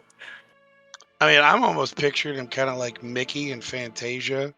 Like he's just got this patchwork robe, and now I was just like, yeah, it's gonna be great. Definitely, it's a bit too big for him. Well, I mean, it's magic, so it like adjusts to his size. Thank you very much. It's how magical items work in this world. But yeah, we could check out that cover and see how much it'd be worth to sell. Or, I mean, it's a foot long, 6 inches wide, and deep. So I mean, it's a good size little box there. I think it says it's worth 500. It's worth 500, yeah. So we can either sell it or see if we can make it into like a couple of short swords or something like that, or we'll figure that out tomorrow. Yeah, for sure. But yeah, I'd say let's set up a watch. I'll definitely go first. And No singing in the moonlight. Don't want you walking off on us. You never know what kind of trouble I'll get into. Okay. Well, is there any other preparation anyone wants to do before they head off to bed? I know that we are in a lit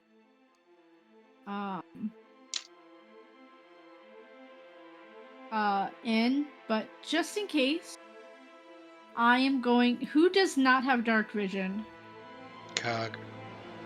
And Cog and Irina, are they the only ones? I don't think I have dark vision either. I know you were human, right? But I think you don't get it as part of what you are now. I do not. Yeah. Well, I mean, that bullseye lantern will definitely at least help at night, but yeah, I don't have it overall. And there is like a candle in your room too. Yeah. Yeah, but this is a just in case we have to go somewhere. I'm gonna cast, and because I'm going to bed, so I'm gonna cast Dark Vision on the 3.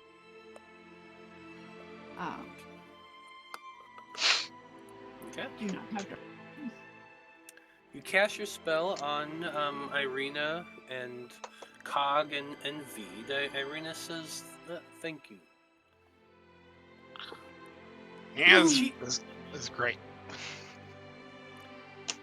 Irina's been a little bit quiet since, yelling at Vide. She seems to have a lot on her mind, and she tells you all, if you don't mind, I think I'm just going to turn in for the evening.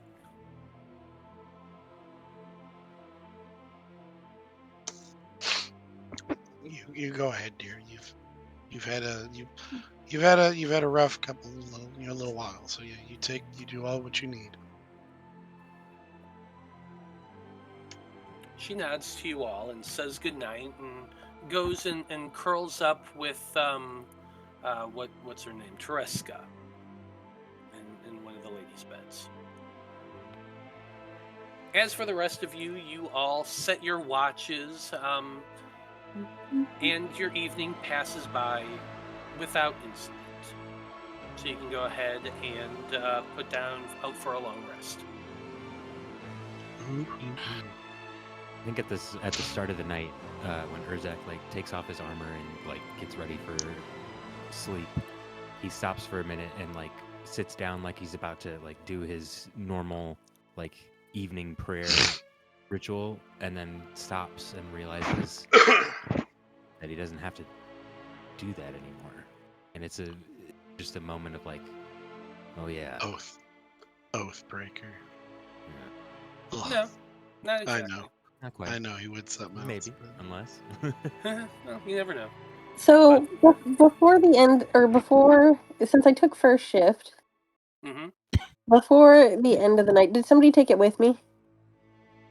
I probably would have, as usual. I mean, I usually take a couple watches. Well, before going to bed, Danika decides to cast invisibility. And Okay. Oh, God. and Okay. so she just kind of she sneaks downstairs, or she wants to go and check out kind of the area a little bit, but she doesn't travel too far away. She wanted to. Oh shit. What? Oh shit. And Vide knows where I'm going. I let Vide know. I said, tell him I'm not going far. I am just kind of examining the area around. I'm gonna try and find the porta potty. I just need to go to the bathroom.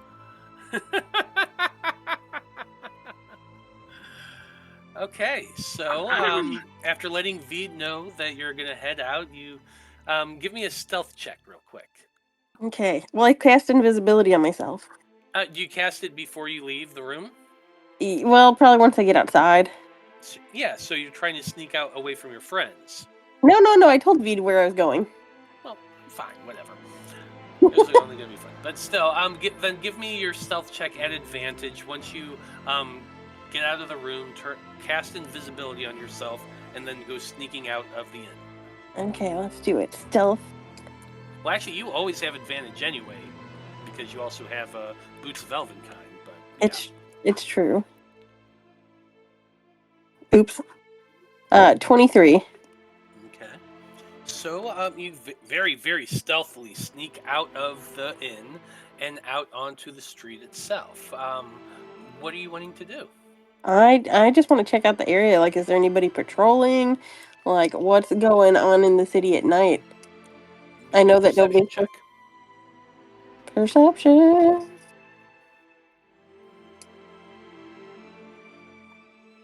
Four. But don't you get an 18 naturally? No. Oh, I thought she did for the roll. Persuasion. Oh, just for persuasion. Okay, my bad. Charisma-based stuff. So, looking about, at first you don't really see anybody on the street whatsoever. It's very, very quiet. You do hear some sounds of skittering bats overhead going flying about, that sort of thing. But other than that, really, it seems very quiet. You kind of take to the street a little bit, walking about. You do see a pair of guards walking down the street. They have a lantern in one of their hands, just on a pole, and is kind of walking about while the other one has a crossbow in their hand. And the two of them are making their way down the street. You just kind of step to the side. You're invisible for the moment, so they don't spot you at all. They pass you and continuing making their way south along the road. Okay. But other than that, the town is quiet. It's lit up. There's torches along the road. Like I said, there's street lights here in Veros, and so you can see a little bit around and about, but nobody's actually out right now. Are there any buildings that look like they're up and going besides the bar? Are you just kind of walking around a little bit? Yeah, just a little bit. Sure. Yeah, actually there is. You begin walking to the west along the main road, And after a little ways, you can hear a little bit of just a little bit of a murmur on the wind.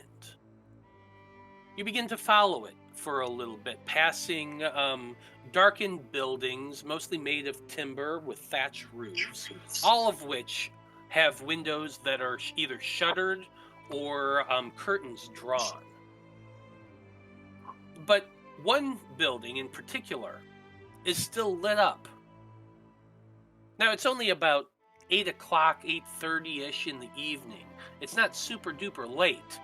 And you can see that there are quite a few lights in the church. All right.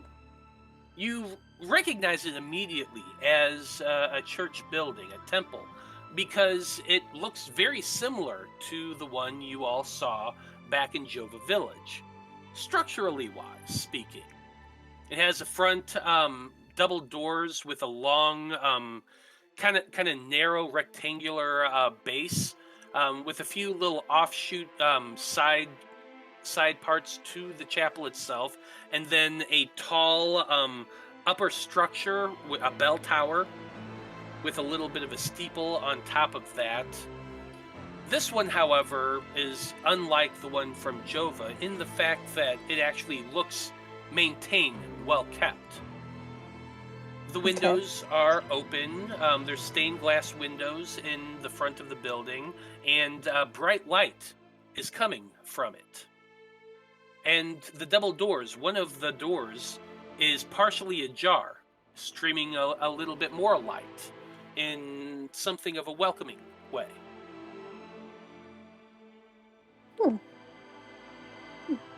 Danika is going. Danika's going to sneak a little bit closer to see if what she can hear, or if she can peer into the door that's kind of open. Absolutely. Let's do it. Give me another stealth check at advantage. Okay. Stealth at advantage.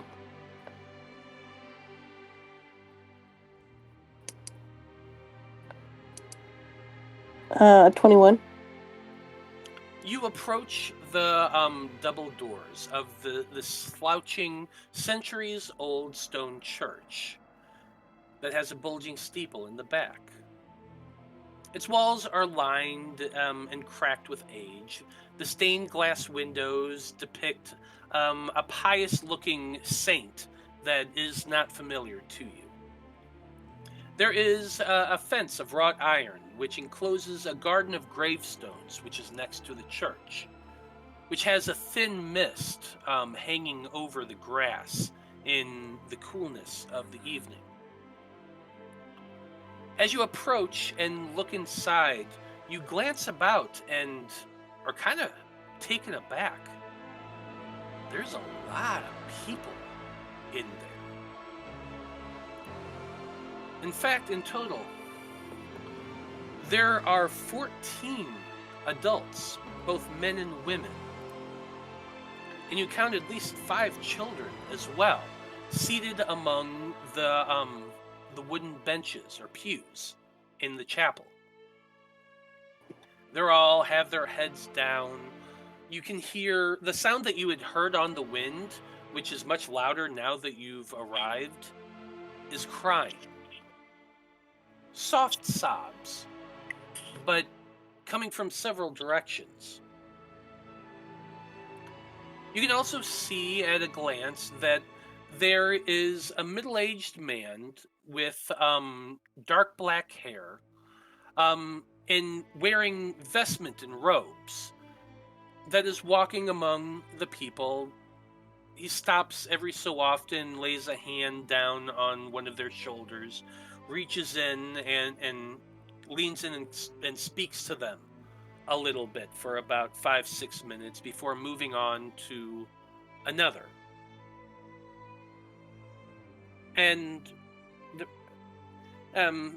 depending on how long you plan on watching this, he seems to kind of do the same thing. Speak to a few people every so often, move on to the next. You can't hear a whole lot of what's being said. It is pretty low, but if you're very, very curious, you can make a perception check. Oh, I am curious. Okay. Oh, I have an 8. Unfortunately, with the quite a few people crying, just kind of No, wait. like weeks. Yeah. Can I? Oh, I was gonna say, can I use my 20? No, wait. I'm gonna save it. I'm good. Well, how long do we have? We have 12 minutes. I mean, yeah, we can go. Yeah, well, I mean, we are getting kind of close. How do y'all feel about going a little bit longer tonight? Yeah. Okay. I'm good with it. Just a little. Yeah, just a little. Okay. So do you want to use your 20 or not? Yeah, let's use it. Let's hear what they're saying. Okay. The man seems to be whispering prayers and a promise of the protection of someone he refers to as Saint Andrel. Most of the time that he's speaking to the people, they are crying out and just lamenting their existence. The constant facade they have to do day in and day out, pretending to be happy that everything is fine, that everything will be okay. A lot of the talk is about the burgomaster, the baron, who insists that all will be well, and as long as everyone acts like everything will be fine, it always will be. One woman in particular you overhear. When the father comes up and speaks to her, she deeply sobs about her son, Udo Lukovic. She talks about how the shoes that he makes were the prize of the town. And the only thing he said was that the burgomaster was being silly for making everyone smile all the time. And that was enough for that thug, the sheriff, to throw him in irons and lock him in the prison underneath the baron's manor house. She cries that her son will never be let out. She prays fervently that he'll be set free. And the old priest seems to be trying to comfort her, telling her that Saint Andrel watches over her son. And surely the great saint will intervene on her son's behalf, and he will be released soon. It seems like she's having a hard time buying this fact, based on the fact that she still continues to cry. And it's been about an hour at this point that you've been traveling, walking about, then overhearing, and so that's about the time your invisibility spell turns off and you become visible again. So I'm going to need another stealth check. Okay. Do I still get it? I still get advantage, yeah? Yeah. Yeah, because you do have your Boots of Elvenkind. Oh, well, I got a little 11. Interesting. But I would also like to cast it again. Well, so here's the thing. As the priest is straightening up away from the woman and looks up at the open doorway, you turn invisible, and your head's kind of there looking. And for that moment, your eyes lock. Do you still turn yourself invisible? I'm gonna nod my head at him and see what he does. He gives you a bow and gestures for you to come in. Okay, then I guess I'm gonna go in and I'm gonna meet him. You step inside, and a few people in the church look up at you. The father, however, continues to walk towards you. He says in a solemn voice, "Welcome, welcome. All are welcome here in the chapel of the Morning Lord. This church and orphanage is dedicated to the great Saint Andro, who always welcomes everyone, whether they are villager or outsider. If you have troubles weighing you down, you are free to unburden yourself here, and the Morning Lord will look down upon you and smile." Danika looks at him with the utmost sincerity, and she is like, something in my heart told me that St. Andrew wanted me here tonight to meet you. Can you... Danika's gonna... I've been traveling with a lot of children. Can you tell me a little bit more about your orphanage? We've kind of picked them up along the right way, so I'd love to learn more about you. "'Tis a tale as old as time." Oh gosh.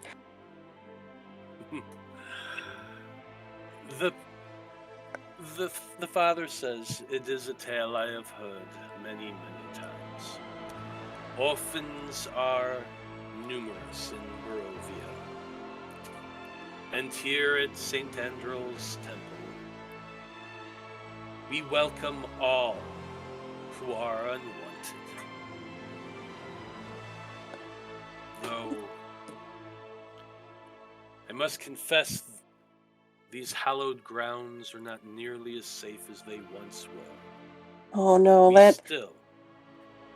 We would still, of course, take any who needed aid."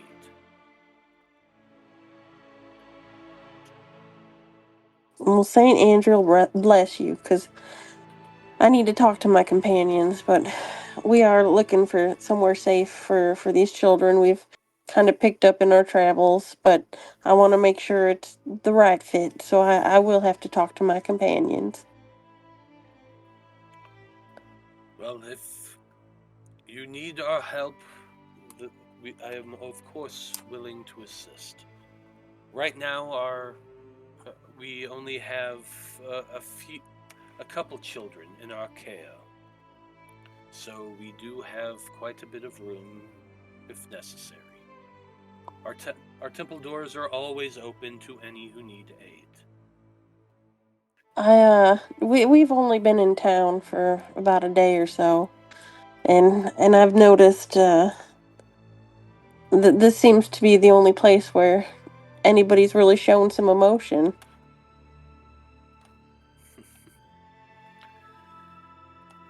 The sheriff and his thugs do not come in here.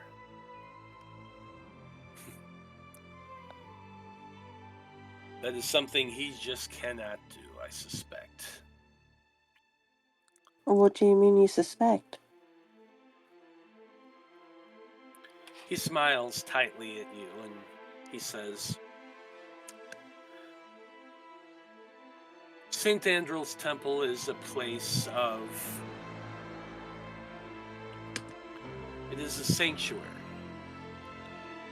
I open my doors to any who wish to express their grief. The Baron and I have an understanding. He will not send his men into here. And in return, I will always encourage our congregants to be at peace, to be happy.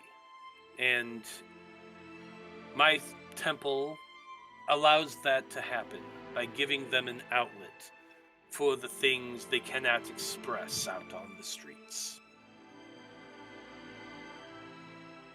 That's good to know. It's good to have a place like this for everyone. As well as it could be. I take it... Well, it is obvious that you are not from around here. What brings you to our town? Right now we're just passing through. We are looking for a safe place for these kids that we've kind of had join our group.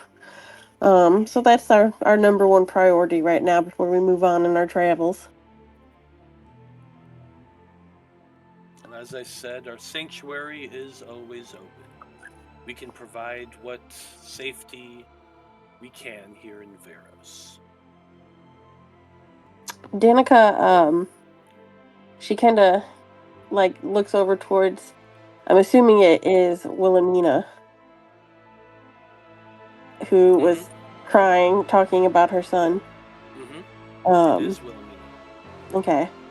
Danika's gonna nod towards her, and she looks like she's having an exceptionally hard time. I heard that her son was imprisoned. Indeed he is. How does one get released? He kind of spreads his arms as though if he had that answer, the kid would be released. Why is it such a... At least according to her, his remark was so small. Why is this such a huge crime in the city? This is going to be a bit of a harder request. Make a persuasion check. Persuasion.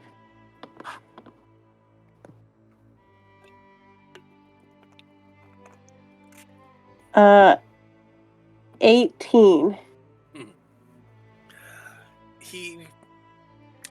He says, I do not like to speak out against the Baron. His policies have protected this town for many, many years. He is a man of, and he kind of hesitates, many responsibilities that weigh heavy upon him.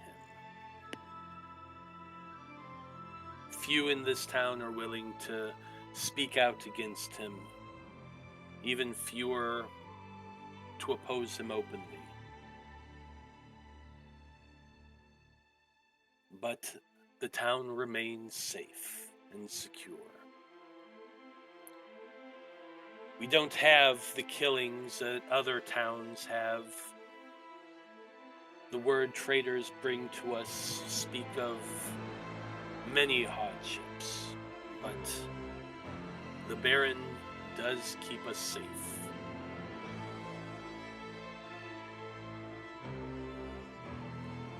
For we certainly do not have the troubles of other villages in Barovia. Okay. Well, thank you. I just wanted to have a feel for the town. Danika, what time is it now? Is it getting later? It's about 9-ish. Okay. Danika, I think, is going to start heading back just so that she can get back and kind of let everybody know what she's seen. But she's also... Go ahead. Okay. No, you can go. As you're making your way out of the chapel, the father does kind of hurry up and catch you just outside. As he does, he says to you, I get the sense that you are an adventurer. Not many are armed the way you are, and clearly you're an outsider. Am I wrong? No. No, you're not. We are adventuring. And you said you have traveling companions. I do.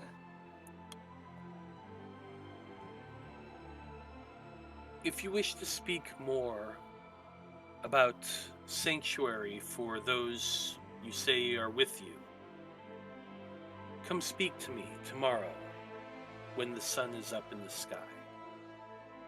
I will definitely do that. It was a pleasure meeting you tonight. It was a pleasure meeting you as well. And then she's gonna say something like, I don't know, I hope St. Andrew always watches over you, and kind of put, cast invisibility and sneak back. The priest watch you cast invisibility on yourself, and as you make your way back towards the inn, you can't help but glance back and see him still standing there, saying his goodbyes to people as they pass and make their way out of the church and heading back to their own homes.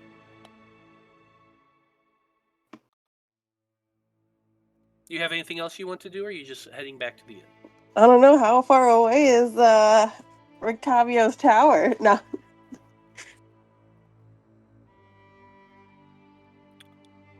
Well, he did say it was halfway between here and Algiba.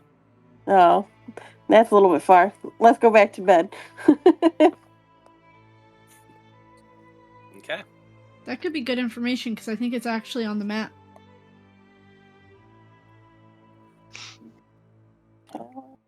Because there's a building Okay. between. And I believe that was just he crashes there sometimes, or he slept there sometimes. He's not there tonight, though.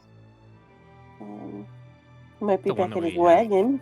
Because he said Or it's he's- to the west, right? Yeah, he he said he's. marked on our map. Would you like me to pull out the map again? If you would Yeah. kindly. Sing the song. There's a map. Map. There's a map. There's a place you want to go. Right there. There you go. Is it this one, perhaps?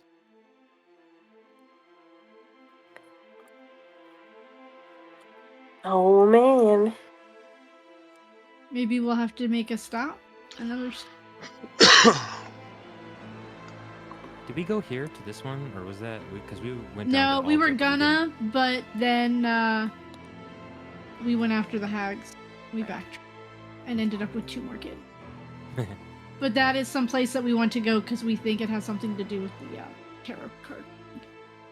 Okay. Because dragons were mentioned about being there. Right. Okay. All right. Well, we have a few options.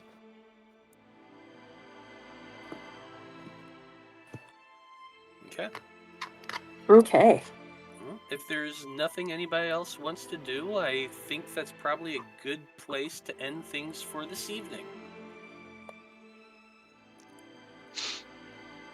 So, well done, everybody. You've made it into the town of Veros, and you've learned quite a bit of stuff about a lot of stuff that's going on. So we'll see what happens when you all wake up bright and early the next morning. Now, as always, we go around the table and have everybody tell us who they are and where we can find them on the internet. So, Natalie, why don't you go ahead and go first? Hi, my name is Natalie. I play as Danika here on Random Rhapsody on Curse of Strahd. And you can find me here every other Wednesday, usually. Yeah, that's about it. Or you can find me on Twitter as Batty Natty. But I'm also not on there much. So more than likely you'll find me here. Fair enough. Joe, you go next. Well, I do play Corwan Oliver Goodwood here on Strahd every other Wednesday, and I also Zolos Vonneguth every other Monday on the Aether Shanties. That one, we are about to potentially assault what we don't know is a Spelljammer ship that has crash landed in Europa. So that's looking to get pretty good. It's our third. We were 3 episodes in, so that one's pretty fresh. So you can Yep. you can still jump in on the ground floor for that one. It's sagas. It's a little different run style, play style, but we're learning as you guys are. But that's a lot of fun. But I am Blood from a Stone on Twitter. Okay, Brandie, you're next. I am Brandie. You can find me here every other Wednesday playing Vide on Curse of Strahd. I am also on the opposite Mondays playing Mako, the Dancing Child, on Aether Tech Wars. I'm on all the socials as at River Dragon 82. That's River with a Y. I haven't been putting much on there lately, but I'm going to try to get better. Right on. Marty, you're next. That's it. That's my plug for today. Yay, perfect. Best one. No, I'm Marty. I'm Urzak here every other Wednesday, usually. You can find me typically on the Bard Rock Network, where I am currently on Bard Rock Cafe proper, Monster Cafe, College of Whispers, and my home actual play show, Wayfaring Strangers. College of Whispers just dropped a new episode today. We talked to the cast of Magic Isn't Real. Go check that out. They were cool to talk to. Wayfaring Strangers is set to come back in like a month and a half, and we're really excited for that. So that's it. Right on. Dyto, go for it. Hello, I'm Dyto. I played Delphine tonight. You can find me on my socials at Dyto11. I am here every other Wednesday, and the Wednesdays I am not here. I am here on Mondays instead, doing Ether Tech Wars with Brandie. You can also find me over on Lost Caravan, where I do most of my stuff. March is busy. We've got a whole charity week going on. I will be playing in one of the games on, I want to say, the 9th. And then I have a mech fishing game, which was written by one of my friends. We are going to be play testing on the 10th. And then we'll be playing a cute little game on the 15th called Ryutumi. No, I'm saying that. But it's a very cute Final Fantasy-esque game where I will be playing a Pippi Longstocking type. And I'm really excited. Love it.